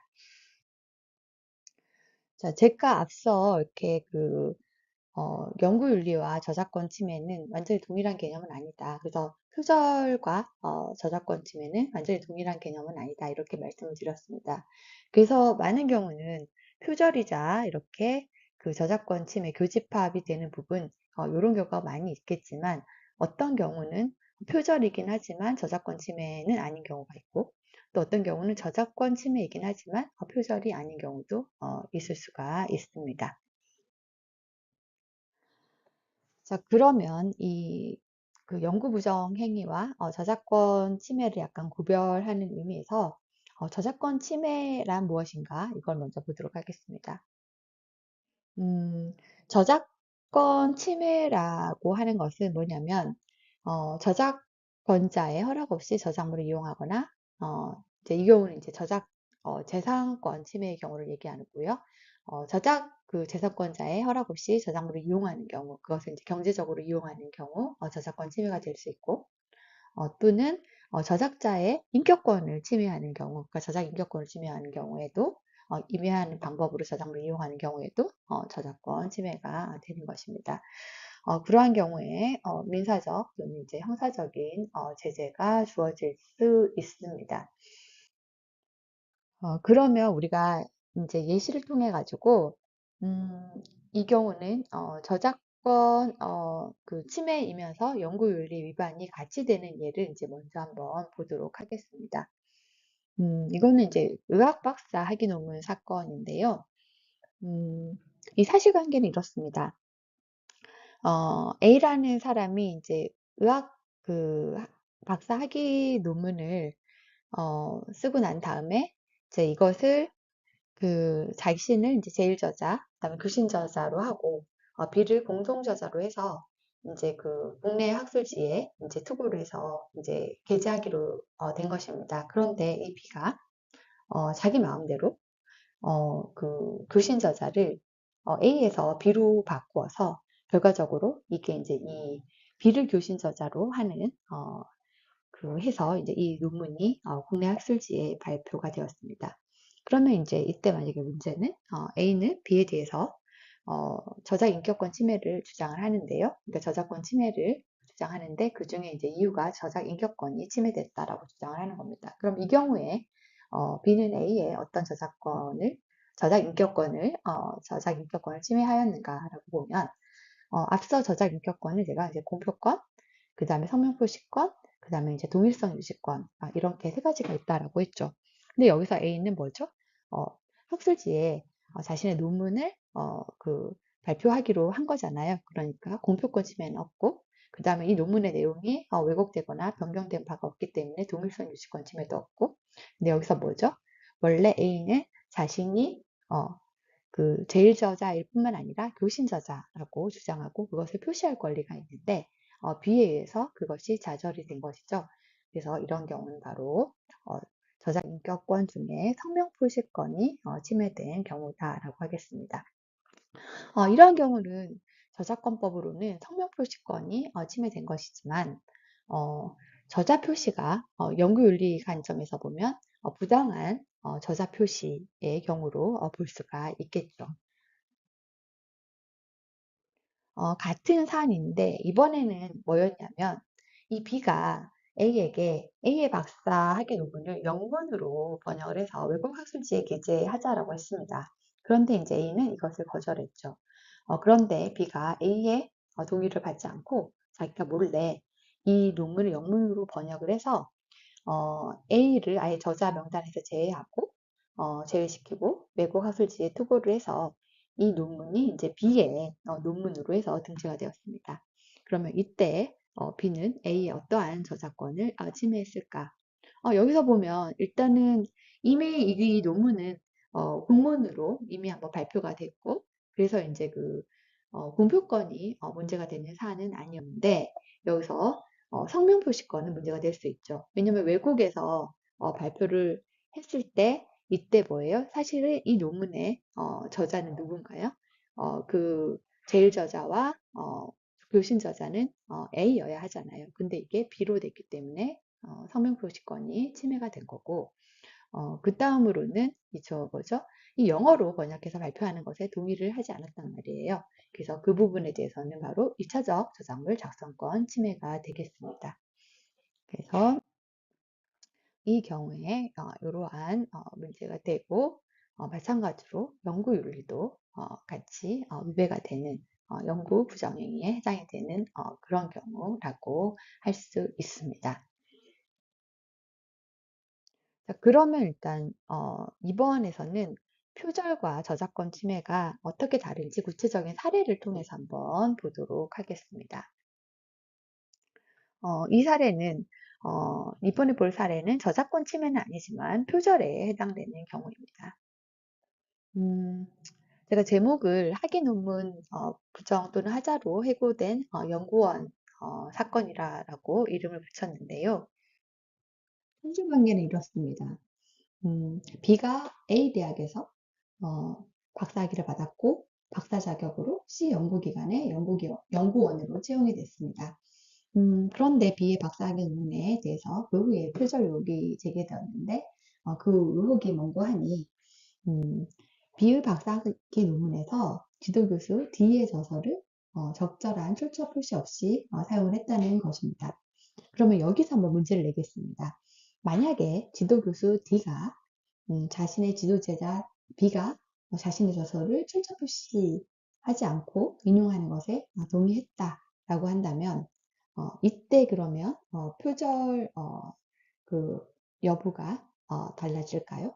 다시 말하면 표절자가 그냥 표시 없이 그냥 갖다 써라 이렇게 동의한다고 하면 표절 판정 여부에 영향을 미칠까요? 라는 것이 바로 문제입니다. 어떻게 생각하나요? 아마 대부분 이 경우에 있어서는 그럼에도 불구하고 표절이 성립할 것이다 라고 답을 하실 것 같습니다. 예, 정확히 맞았습니다. 이것은 전혀 표절 여부에는 영향을 주지 않습니다. 그 이유는 웬거하니 이 표절의 피해자는 그 피표절자 외에도 뭐 독자, 논문 심사기관, 그다음에 그 학계 전체가 포함되기 때문에 단순히 피표절자가 동의하거나 차후에 그것을 알고 유사한다 하더라도 표절로 인한 책임이 면책되지 않기 때문입니다. 그런데 반면에 여기서 만약에 이 교수가 교수가 이렇게 마음대로 써라 라고 얘기를 해놓고 나의 저작권을 침해했네 이렇게 주장을 할 수 있을까요? 그것은 아닙니다. 왜냐하면 여기서는 뭐였죠? 마음대로 갖다 써라 라고 뭐예요? 나의 저서를 이용할 수 있는 것, 거기에 대해서 바로 이용 허락을 준 것이죠. 그래서 이런 경우에 있어서는 저작권 침해는 인정되지 않습니다. 그래서 이런 경우가 바로 표절은 인정이 되지만 저작권 침해는 인정되지 않는 경우가 바로 이러한 경우입니다. 그래서 실제로 우리 법원도 여기에 대해서 같은 취지로 그렇게 판시를 했고 피표절자가 동의하였다는 사정만으로 표절의 성립이 부정되지 아니한다라고 판시를 하였습니다. 자, 그 다음으로 표절이 문제된 법정 사례 중 저작권 침해이면서 표절에도 해당하는 경우를 보도록 하겠습니다. 제목은 제자글을 책으로 출판한 교사 사건으로 붙여보았습니다. 하급심 판결이고요. 사실관계는 이렇습니다. 지도교수가 박사과정생에게 어떤 주제로 글을 써오라고 지시를 했고 박사과정생이 이에 약 21페이지 분량의 글을 작성해서 지도교수에게 제출을 했는데 지도교수가 이를 13페이지 분량으로 줄여서 이게 학회에 제출을 하고 학회는 교수가 제출한 글과 다른 사람들이 제출한 글을 모아서 책으로 출판한 사건이었습니다. 나중에 이제 이 사실을 알게 된 박사과정생은 지도교수를 상대로 저작재산권과 저작인격권 침해를 이유로 한 손해배상 소송을 제기한 것이었습니다. 이에 법원은 지도교수가 박사과정생의 공표권, 선물표시권, 동일승유지권 라는 저작 인격권을 침해하고 또 동시에 복제권, 배포권, 2차적 저작물 장사권이라는 저작재산권을 침해했다라고 인정을 했습니다. 사안과 같은 경우는 이렇게 저작권 침해도 문제가 되지만 동시에 부당한 저자 표시 그리고 표절과 같은 그런 연구윤리 문제가 되는 그런 경우이기도 합니다. 이번에는 앞서 우리가 봤던 학위 논문 부정 또는 하자로 해고된 연구원 사건에 대해서 구체적으로 이 사건이 어떻게 소송화되었는지 또 그 법원의 판시는 어떠했는지 좀 더 구체적으로 보도록 하겠습니다. 이 사실관계는 앞서 설명한 것과 동일합니다. 연구원 B가 A 대학에서 박사학위를 받고 그 다음에 이제 어, 그 연구기관 C, 이 연구기관 C는 정부 출연기관의 부설 연구기관이었는데 여기에 이제 부연구위원으로 채용이 되었다가 나중에 이제 박사학위 논문에 대한 표절 시비가 일어나게 되었던 것이었습니다. 그래서 이 문제가 발생을 하자 이, 이 박사학위를 원에게 박사학위를 수여했던 A 대학은 이렇게 조사를 하게 됐는데 아래와 이렇게 보시는 바와 같은 이런 사실을 인정하였지만 그 표절 판단 여부에 대해서 뭐라고 했냐면 A 대학의 규정상 이것은 연구 부정 행위로서 표절에 해당하지 않는다라는 결론을 내렸습니다. 하면 이 연구기관의 특별조사위원회로부터 연구원 B의 박사학위 논문의 표절 여부에 대한 심사 의뢰를 받은 학술단체 협의회는 이 박사 논문이 그 연구원 자신의 그 석사학위 논문, 그 다음에 지도교수의 저서 두 권을 표절했다는 결론을 내렸습니다. 그리고 이 연구기관의 특별조사위원회는 A대학의 그 조사 결과와 학술단체 협의회의 의견을 바탕으로 최종적으로 이 연구위원회 박사학위 논문은 연구윤리에 심각한 결격이 있다라고 판단을 했습니다. 이 연구기관의 인사관리 규정에는 임용계약 당시 피임용자가 제출한 제반 서류에 하자가 발견되거나 내용이 변경된 때에는 이 임용계약을 해지 또는 그 내용을 변경할 수 있다라는 규정이 있었는데 바로 이 경우가 B의 케이스가 바로 임용계약 당시에 B가 제출한 서류에 하자가 발견된 경우 등에 해당한다라고 보아서 이 연구원과의 임용계약을 해지한다는 통보를 하였던 것입니다. 이에 대해 이제 이 연구원 B는 이 연구기관을 상대로 이것이 부당해고이다라고 주장을 하면서 해고 무효 확인을 구하는 소와 그다음에 이제 그 복직 때까지의 임금을 지급하라는 소송을 제기한 것이었습니다. 어, 1심에서는 그 연구기관의 편을 들어서 이러한 그 연구원 B의 청구를 기각했지만 항소심에서는 서울고등법원이었는데 이 항소심에서는 어, 이게 이 사건에 있어서 이제 이 박사학위 논문의 일부의 표절이나 중복 게재가 의심되는 부분이 있다는 사유만으로 이 원고와의 고용 관계를 해소할 만한 임용 계약 당시에 인사규정상의 임용 계약 당시에 제출한 서류에 하자 또는 부정이 발견된 때에 해당하지 않는다라고 보아서 이 연구원의 손을 들어주었습니다. 그 후 이 사건은 연구기관의 상고로 대법원의 판단을 받게 되었습니다. 대법원은 이 학위 논문에서 그 지도교수 D의 저술을 출처 표시 없이 인용한 부분에 대해서는 정형적인 타임 표절이 성립하고 또한 이 연구원 자신의 석사 학위 논문을 그 언급 없이 인용한 부분에 대해서는 이것은 이른바 비정형적 표절, 자기 표절에 해당한다라고 보아서 연구 부정 행위가 있고 고등법원 판결과 달리 이러한 타인 표절, 자기 표절이 인정되는 것만으로도 그 임용계약 당시 제출한 서류의 하자 또는 부정이 발견된 때 해당한다라고 보아서 이 해당 연구기관의 해고는 정당하다라고 보고 이 연구원의 그 청구를 기각하도록 그렇게 하였습니다. 음, 자, 그러면 이 대법원 판결에서 어떤 식으로 그러면 그 출처 표시를 해야만 표절이 되지 않는지 그러한 판시 부분이 있는데 어떤 그런 가이드라인이 될 수 있을 것 같아서 한번 보시면 좋을 것 같습니다.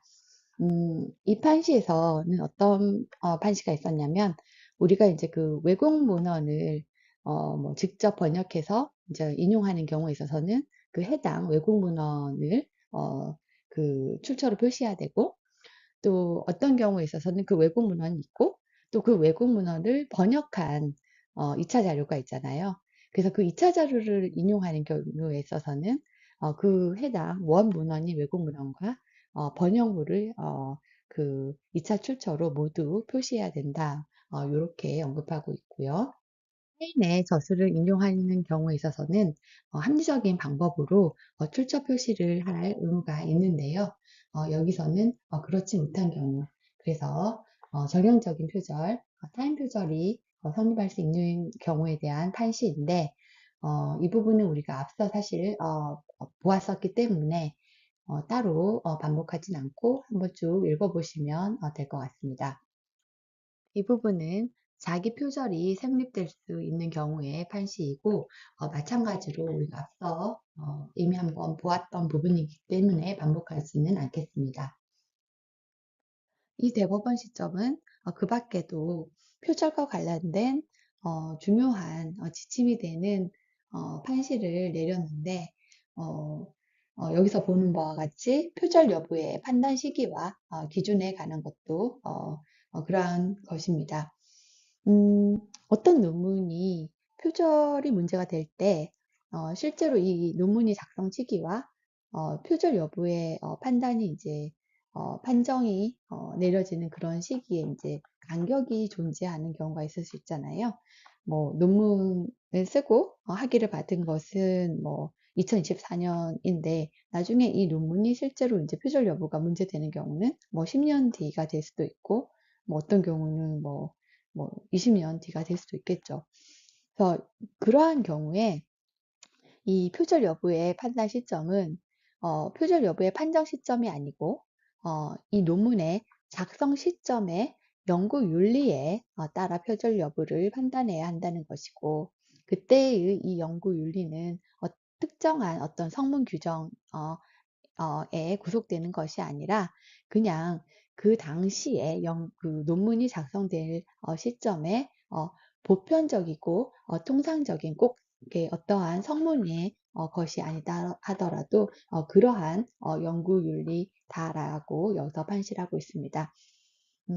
그래서 여기서 보면 그 A 대학에서 실제로 이 해당 논문에 있어서 이러이러저러한 문제가 있긴 하지만 A 대학 규정에 비추어 볼 때는 이것이 연구 부정 행위가 아니다라고 이렇게 판단을 내렸었거든요. 근데 이제 여기서 대법원은 법원이 그러한 A 대학 규정에 의한 판단에 구속될 필요가 없고, 그 다음에 이제 A 대학 그 당시에 A 대학이 이러한 행위를 그 표절로 인정하는 조항이 도입되기 이전이라 하더라도 그 당시에 이 연구원의 박사 논문이 작성될 당시에 어떤 보편적인 어떤 그 연구윤리 기준에 보았을 때 그것이 표절로 인정될 수 있다라고 한다면 그것은 표절로 볼 수 있다라는 취지의 판시라고 할 수 있습니다. 그리고 이 대법원 판결은 표절 여부에 대한 판정은 1차적으로 그 해당 학문 분야에서 자체적으로 판단하게 될 것이지만, 만약에 이 표절을 원인으로 해서 어떤 그 법률 관계가 성립이 되고 그 법률 관계에 대해서 다툼이 발생을 해서 이게 사법심사의 대상이 될 경우에 있어서는 그 표절 여부의 판정에 대한 최종적인 권한은 법원에 있다라고 했습니다. 그래서 이제 법원은 이러한 어떤 그 뭐 관련 기관, 뭐 예를 들어서 논문 심사 기관인 대학, 그 다음에 이제 이 조사를 그 표절 여부에 대한 심사를 받은 학술 단체의 그 논문 표절 여부에 관한 판정에 구속되지 않고 그런 것들을 다 참조해서 법원 스스로 판단할 수 있다라고 이렇게 판시를 하였습니다. 그리고 지금 보시는 이 판시 부분은 제가 시간 관계상 앞서 사실관계에서 언급하지는 않았는데 재미있게도 이 연구원의 박사학위 논문에 대한 그 표절 의혹이 제기되었을 때 그 박사 연구원이 그 자신의 그 박사 논문의 어떤 내용을 수정을 해가지고 이것을 다시 이제 그 대학과 이런 여러 곳에 이제 비치되어 있는 자기 박사 그 논문을 이렇게 교체를 했었거든요. 그래서 그것과 관련된 판시입니다. 그래서 관심이 있으신 분들은 그냥 재미로 한번 읽어보시면 될 것 같습니다. 그래서 결과적으로 대법원은 이 사건에서 그 해당 연구기관이 연구원을 해고한 것은 정당하다라고 판시를 하였습니다. 다음은 외국 논문을 번역한 것을 자신의 논문으로 둔갑시킨 경우입니다. 바로 전형적인 표절에 해당하는 경우이죠. 이렇게 외국 논문을 번역해서 자신의 논문으로 한 다음에 그 학교로부터 논문 게재비, 성과급 이런 것들도 지급받고, 그 다음에 또 이걸 통해서 교원 업적 평가도 받고, 또 그 교원 재임용 또 만약 특과한 경우라고 한다면 일단 금원을 지급받은 부분에 대해서는 타인을 기망해서 재산상의 이득을 취한 경우이기 때문에 이 경우에 있어서는 이제 사기죄에 해당을 하고, 또 학교의 그 연구비 심사, 그 다음에 이제 교원에 대한 평가 업무를 방해한 것이기 때문에 또 업무방해죄가 성립된다고 한 판례가 있습니다. 그리고 이 표절이라는 것은 기본적으로 그 타인의 독창적인 아이디어, 그 다음에 저작물임을 알고 있으면서 이것이 마치 내 것인 것처럼 하는 것이기 때문에 기본적으로 어 그 근저에는 고의 표절에 대한 고의가 있는 경우를 전제로 하는 것입니다. 그래서 반대로 말하면 역으로 말하면 표절에 대한 고의가 없이 단순한 실수에 의한 경우라고 한다면 이런 경우는 그 개념상 표절에 해당되지 않고 따라서 이런 경우를 연구윤리의 위배라고 해서 어떠한 불이익이나 이런 것을 줄 것은 아닌 것이죠. 그래서 이번에 볼 사건은 바로 그러한 경우입니다. 이것도 어떠한 교수의 논문에 대해서 표절 의혹이 제기가 되었고, 그래서 이제 그 검사가 그 해당 교수에 대해서 사기죄, 그 다음에 업무방해죄로 기소한 사건이었습니다. 그러나 법원은 사건을 심리한 결과 검사가 제출한 증거만으로는 이런 그 해당 그 피고 교수의 표절에 대한 고의를 인정하기는 어렵다라고 보고 어, 사기죄와 업무방해죄로 기소된 부분에 대해서 무죄를 선고하였습니다. 법원이 왜 그렇게 판단하였는지는 그 법원의 판시를 보면 알 수가 있습니다. 시간 관계상 해당 판시를 모두 볼 수는 없고요. 관심이 있는 분들께서는 한번 읽어보시면 되겠습니다. 이번은 그 공동 연구자의 표절에 대해서 연구 책임자의 감독 의무가 인정된 사안입니다. A 교수와 B 교수가 각 연구 책임자, 공동 연구자로서 논문을 함께 작성하기로 하고 각자 부분을 나누어서 논문을 집필하고 논문을 완성하였습니다. 그런데 이 A 교수가 쓴 집필한 부분에는 아무런 문제가 없었지만 B 교수가 집필한 것은 사실 C의 석사학위 논문을 표절한 것이었습니다. 문제는 B가 자신의 그 표절 행위에 대해서 책임을 지는 것은 당연한 것이지만 이때 그 A 교수도 책임이 있을까라는 것이 쟁점이 되었습니다. 이에 대하여 법원은 A 교수가 뭐 이 P의 표절을 공모하였다거나 아니면 표절 사실을 알고도 묵인하였다거나 뭐 그런 것은 아니지만 A 교수는 이 논문 작성의 책임자로서 B 교수의 표절 행위를 제대로 감독하지 못한 중대한 과실이 있다라고 해서 표절 책임에 대한 그 책임을 인정하였습니다. 이번에는 저자 자격과 연구 부정행위로서 부당한 저자 표시에 해당하는 사례에 대해서 보도록 하겠습니다.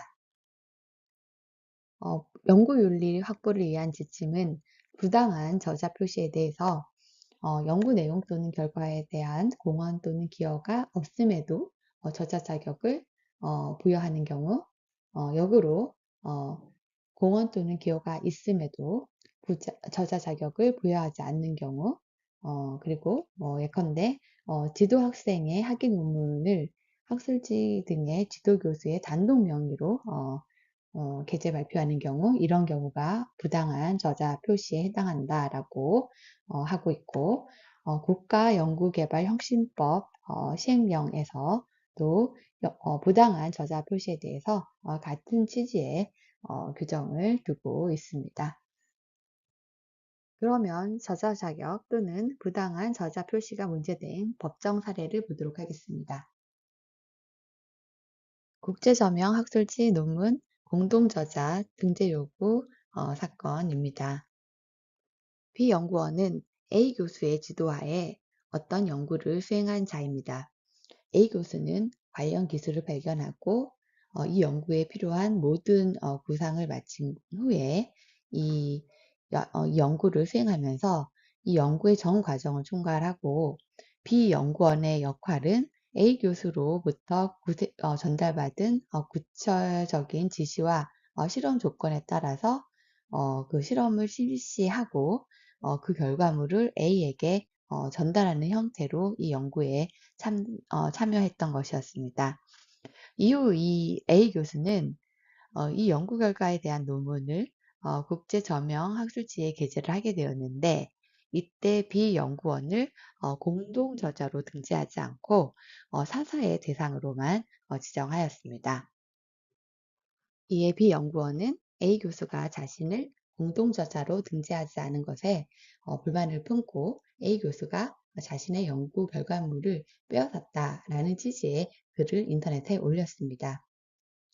그래서 이러한 B의 행위가 어, 그 A 교수에 대한 명예훼손에 해당되는지 여부가 문제가 되었는데, 이때 과연 B 연구원의 주장대로 이 논문에 B 연구원이 공동 저자로 등재되었어야 하는지, 다시 말하면 그 저자 자격이 문제가 되었던 것이었습니다. 법원은 사건을 심리한 후 비연구원은 논문에 대해 지적으로 기여한 바가 없다라고 사실을 인정한 후 A 교수가 비연구원을 공동저자로 등재하지 않은 것은 정당하다. 즉, 비연구원의 저작 자격이 있지는 않다라고 보아서 비연구원의 행위를 명예훼손죄에 해당한다라고 인정을 하였습니다. 그러하면서 그 법원은 판시로 과학 논문의 저자로 등재될 자격에는 연구 참여자 고유의 전문성 내지 창의성을 가미한 지적인 기여가 있어야 한다고 판시하였습니다. 이어서 볼 사건은 시간 강사 저작 통째로 훔친 교수 사건입니다. 이 사건의 이름을 이렇게 한번 붙여본 것은 이러한 이름으로 이 사건이 언론에 보도된 적이 있었기 때문인데요. 이 사건은 어떤 대학 교재가 시간 강사의 단독 저서인지 아니면 시간 강사와 교수가 공동으로 저술한 저서인지가 문제되었던 사안이었습니다.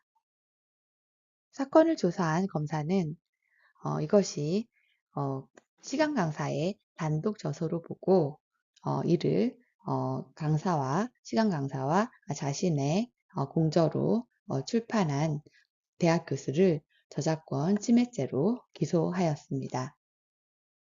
지금 보시는 것은 이 사건에 관한 언론 기사 보도 내용의 일부이고요. 소송에서 쟁점은 교수가 이 책의 저술에 있어서 어느 정도 관여를 하였는가, 다시 말하면 L 교수를 공동 저작자로 평가할 수 있는가라는 것이 핵심 쟁점이었습니다. 보시는 바와 같이 법원에서는 교수에 대한 저작권 침해의 저작권법 위반죄를 인정을 하였고요. 다시 말하면 L 교수가 공동 저자가 아니라고 보았던 것입니다.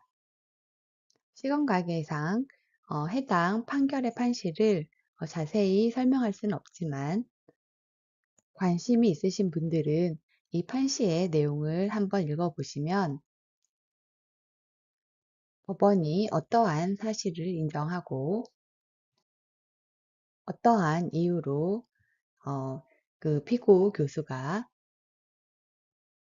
이 책을 공동 저작한 것이라고 볼 수 없다고 하는지 이유를 알 수 있을 것입니다. 또한 실제 소송에서 저자 자격이 문제가 된 경우에 본래 당사자들이 알고 있을 진실을 어떠한 증거와 사정 이런 것들을 토대로 법원이 사실을 인정하고 판단하게 되는지를 알 수 있을 것입니다.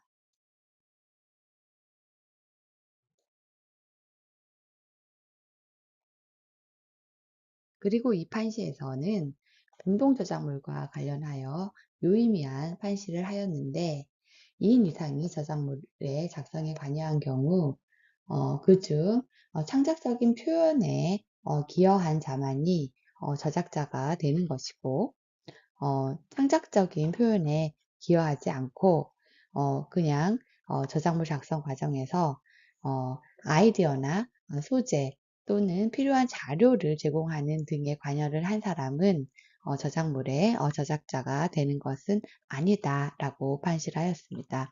그래서 단순히 공동 저작자로 표시한 것을 합의했다, 합의한 사실이 있다 하더라도 그렇다고 하더라도 공동 저작자가 되는 것은 아니다라고 판시를 했습니다. 이 부분은 사실 저작권법상의 저작자 요건이긴 하지만 충분히 논문의 저자성과도 관련이 있는 판시이기 때문에 의미가 있다라고 봅니다. 저자 자격과 관련된 사건으로 석박사 학위 논문 대필 사건을 예로 들어보겠습니다. 이 사건도 언론으로 보도된 사건인데요. 이 사건은 한의대학의 교수가 대학원생들로부터 금품을 받고 논문 작성에 필수적인 실험을 대신하고 그 결과를 이메일로 전달해 주는 등 사실상 논문을 대필한 사건이었습니다. 이에 대해 검사는 한의대 교수를 배임 수재 등의 혐의로 기소하고 법원은 그러한 혐의를 인정해서 유죄를 선고하였습니다. 당시 피고 교수는 이러한 일은 다른 대학원에서도 관행적으로 안합리에 이루어지고 있다라고 주장을 하였지만 법원 재판부는 어, 설령 그와 같은 관행이 있다 하더라도 피고 교수의 범행이 정당화될 수는 없다라고 하였습니다. 또한 그 대학원 학생들도 배임 증제죄와 업무방해죄로 처벌을 받았습니다. 이 사건에서 법원은 과거에 있었던 그 또 다른 학위 논문 대필 의혹 사건에서 어, 있었던 그 대법원 판시 그 내용이 어떠한 것이었냐면 논문 작성자가 지도 교수의 지도에 따라 논문의 제목, 주제, 목차 등을 직접 완성하였다 하더라도 자료를 분석 정리하여 논문의 내용을 완성하는 일의 대부분을 타인에게 의존하였다면 그 논문은 논문 작성자가 주체적으로 작성한 논문이 아니라 타인에 의하여 대작된 것이다라고 판시한 대법원 판결을 원용하고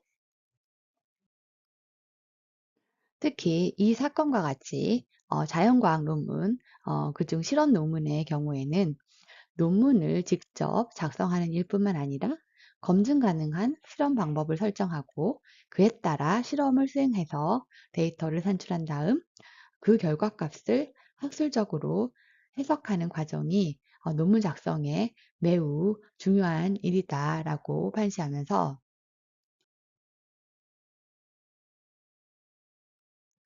따라서 이 사안의 경우는 논문의 학위자가 주체적으로 작성한 논문으로 볼 수 없다. 즉, 대필한 논문이다. 라고 결론을 지었습니다. 부당한 저자 표시와 관련된 사건으로 대학 전공 서적 표시가리, 재발행 서적, 공동저자 사건이 있습니다. 보시는 바와 같이 이 사건도 언론에 크게 보도되었었는데요. 이 사건은 예컨대 A 교수가 과거에 자신의 이름으로 출간했던 대학 교재를 A 교수의 묵인하에 이제는 B 교수의 이름으로 그 방법은 A 교수가 썼던 그 책의 내용을 그대로 가져오고 다만 그 책의 제목만 살짝 바꾸는 등의 방식으로 표지 가리를 해서 책을 출판한 후에 B 교수의 연구 업적으로 사용했던 그러한 경우였습니다. 법원은 이러한 표지가리 행위가 우리 저작권법에서 금하여 처벌하고 있는 저작자 아닌 자를 저작자로 하여 실명을 표시하여 저작물을 공표한 행위에 해당한다라고 보아서 저작권법 위반죄를 인정하였고 또한 교수의 소속 대학이 국립대학이면 국립대학의 공무집행방해, 만약에 사립대학이라면 사립대학의 업무방해에 해당한다라고 하여서 이와 함께 공무집행방해죄 또는 업무방해죄를 함께 인정하였습니다. 그리고 이들 사건에서는 원 저작자의 묵인 내지 동의 하에 표시가리 교수가 표시가리 행위를 할 수 있었던 것이죠. 그래서 이와 관련해서 우리 대법원은 저작자 허위 표시, 저작물 공표를 금하는 우리 저작권법의 규정의 취지는 저작자 명의에 관한 사회 일반의 신뢰도 보호하려는 데 목적이 있다라고 하면서 이러한 표시가리 행위에 실제 저작자와 저작자 아닌 자 간의 동의가 있다 하더라도 이러한 그 저작권법 위반죄의 성립에 영향을 주는 것은 아니다라고 판시를 하였습니다. 표지가리 사건 이후에 그 방식을 약간 달리하는 또 사건이 일어났는데요. 이번에는 원 저자가 자신이 과거에 발행했던 서적을 재발행하면서 저작자 아닌 사람을 공동저자로 이름을 올리는 그런 사건이 벌어졌습니다. 그래서 이제 이러한 경우 그 이미 발행한 서적을 다시 재발행하면서 또 그 저작자를 추가하는 그러한 행위를 처벌할 수 있는지 여부가 또 쟁점이 되었었는데 법원은 이런 경우도 마찬가지로 저작자 허위 표시 저작물 공표죄에 해당한다라고 해서 이러한 재발행 서적에 공동 저작자를 추가하는 행위도 처벌을 하였습니다. 그리고 법원은 저작자를 허위로 표시하는 대상이 되는 저작물이 이전에 공표된 적이 있다 하더라도 해당 규정에 따른 범죄 성립에는 영향이 없다고 판시하였습니다. 다음으로는 데이터 위조 또는 변조의 연구 부정행위에 대해서 보도록 하겠습니다. 보시는 바와 같이 연구윤리 확보를 위한 지침과 국가연구개발혁신법 시행령에서 위조, 변조에 대한 정의 규정을 두고 있습니다. 위조는 존재하지 않는 자료를 허위로 만들거나 기록 또는 보고하는 행위를 말하고, 변조는 원래의 어떤 자료가 있는데 그 원 자료를 임의로 변경 또는 삭제함으로써 왜곡하는 행위를 말하는 것입니다. 데이터 위변조가 문제되었다고 볼만한 사건으로 논문 게재 철회 사건을 한번 보도록 하겠습니다. 사건은 이와 같습니다. P가 D 학회가 발간하는 이공계 분야의 학술지에 논문을 실었습니다. 그런데 P의 논문에 대해서 연구윤리 위배 의혹이 제기되었고, 이에 D 학회가 P에게 논문에서 발표한 모든 실험들의 방법과 데이터 등을 입증할 수 있는 실험 노트 전자자료를 제출할 것을 요청하였는데, P는 일부 소명 자료를 제출하면서도 연구 노트는 분실하였다고 주장하였습니다. D학회는 윤리위원회를 개최하여 P가 제출한 소명 자료들을 검토하고 그 결과 오히려 뭔가 문제가 있는 것 같다는 것을 밝혀내고 오히려 그 P가 제출한 소명 자료들을 보면 이 논문이 연구 윤리를 위배하지 아니하였다고 볼 만한 충분하고 객관적인 근거를 찾을 수 없다라는 결론을 내리고 이 논문을 학술지에서 게재 철회하기로 결정을 내렸습니다. 그리고 학회는 학술지를 통해서 이 P의 논문은 연구윤리 위배, 데이터 조작 및 날조로 인하여 게재 철회되었습니다. 라고 공고하였습니다. 이에 P는 D 학회를 상대로 논문 게재 철회 판정 및 논문 게재 철회 공고가 자신의 인격과 명예를 훼손하는 불법 행위라고 주장을 하면서 이 명예회복에 대한 적당한 처분으로 이러한 판정과 공고의 취소를 구하는 소송을 제기하였습니다.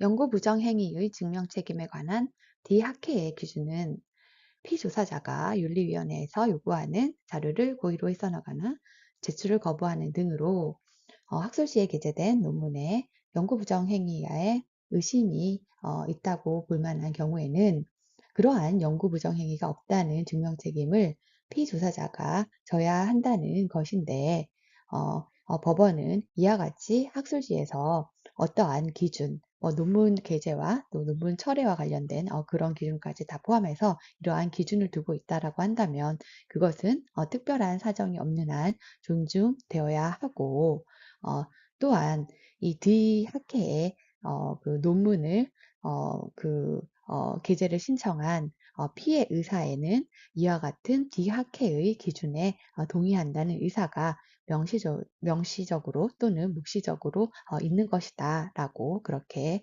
판시를 하였습니다. 그리고 연구 노트는 연구자가 실제로 그 연구를 수행하였음을 증명하는 가장 중요한 증거이고 그러한 연구 노트가 없을 때나 또 중요한 데이터가 연구 노트에서 빠져 있을 때는 데이터 표절이나 날조의 의심을 받아도 결백을 증명할 수 없을 뿐만 아니라 데이터 조작 등에 대해서 더 큰 의심을 받을 수 있다라고 하면서 이 사안에서 P는 자신의 연구 부정 행위가 없다는 점에 대해서 제대로 된 소명 자료를 제출하지 못하였기 때문에 학회 D가 이 논문에 대한 게재 철회 판정을 한 것은 P가 동의한 어, 그 연구 부정 행위 증명 책임 기준에 따른 것이고 따라서 불법 행위에 해당하지 않는다라고 판단을 하였습니다. 또 이 사안에서는 단순히 논문 게재 철회를 한 것이 아니라 그 사유에 대해서 분명하게 그것은 연구윤리 위배, 데이터 조작 및 날조로 인한 것이다 라고 공고를 하였죠. 이와 관련해서 법원은 한국과학학술지 편집인 협의회에서 발간한 이공계 연구윤리 및 출판 윤리 매뉴얼에서 논문 철회 이유는 가능한 한 구체적으로 명시하여야 하고 가능하다면 연구기관 등의 조사위원회에서 발표한 표현이나 문구 그대로 사용할 것을 권한다라고 기재되어 있는 사실을 인정한 다음에 이와 같이 그 철회 공고를 한 것에 아무런 문제가 없다라고 판시를 하였습니다.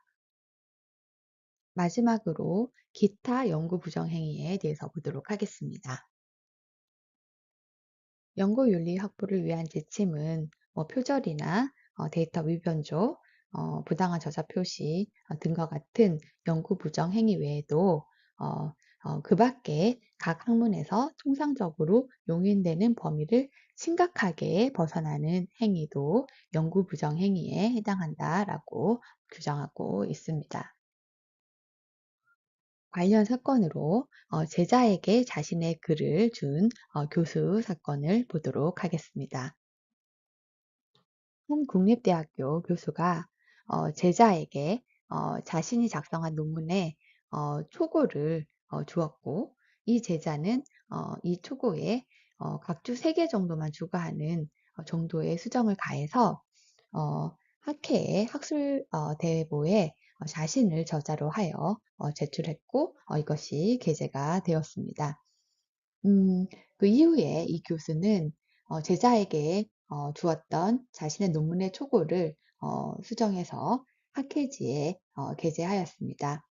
이 교수의 소속 대학은 이것이 그 표절 행위에 해당이 되고 그 다음에 학회지에 교수 단독 저자로 표시한 것은 부당한 논문 저자 표시에 해당한다라고 판단을 해하여서 이 교수에 대해서 징계 처분을 내렸습니다. 이 사건은 교원소청 심사위원회를 거쳐 법원의 판단을 받게 되었는데 어, 1심 법원은 교수의 손을 들어주었지만 항소심 법원은 그렇지 않았고 이 사건은 그렇게 확정이 되었습니다. 즉 법원은 대학에서 이 교수에 대하여 징계 처분을 내린 것이 정당하다고 보았는데 그 이유는 무엇이었을까요? 교수가 제자에게 준 글을 나중에 자신의 이름으로 학회지에 게재한 것이 표절에 해당이 될까요? 표절은 아닙니다. 그러면 왜냐하면 이 글은 자신의 연구 결과에 대한 것이기 때문에 제자의 뭐 독창적 아이디어나 제자의 저작물을 자기 것으로 한 것이 아니잖아요. 자기 글을 한 것이기 때문에 일단 표절은 해당이 될 수가 없습니다. 그렇다고 하면 부당한 저자 표시에 해당이 될까요? 그렇지도 않습니다. 왜냐하면 이 글에 대해서는 제자가 기여한 바가 없습니다. 따라서 제자는 원래부터 저자 자격이 없는 사람이고 교수가 단독 저자로 이름을 올려서 이 논문을 게재하는 거에는 어, 저자 자격과 관련해도 아무런 문제가 없었습니다. 그러나 법원은 이 교수의 일련의 행위에 주목하였습니다. 자신이 쓴 글을 제자에게 주어 학회에서 발표하게 하고 또 자신의 이름으로 학술지에 게재하여 제자의 연구 부정 행위를 주장하고 동시에 논문의 저자식별에 중대한 혼동을 초래하였다는 것이죠. 그리고 이것이 바로 연구 부정행위라는 것이었습니다. 따라서 이 교수를 징계한 대학의 처분은 정당하다는 것이었습니다. 이상으로 연구출판윤리와 저작권법이라는 주제로 준비한 교육 강의를 마치도록 하겠습니다. 감사합니다.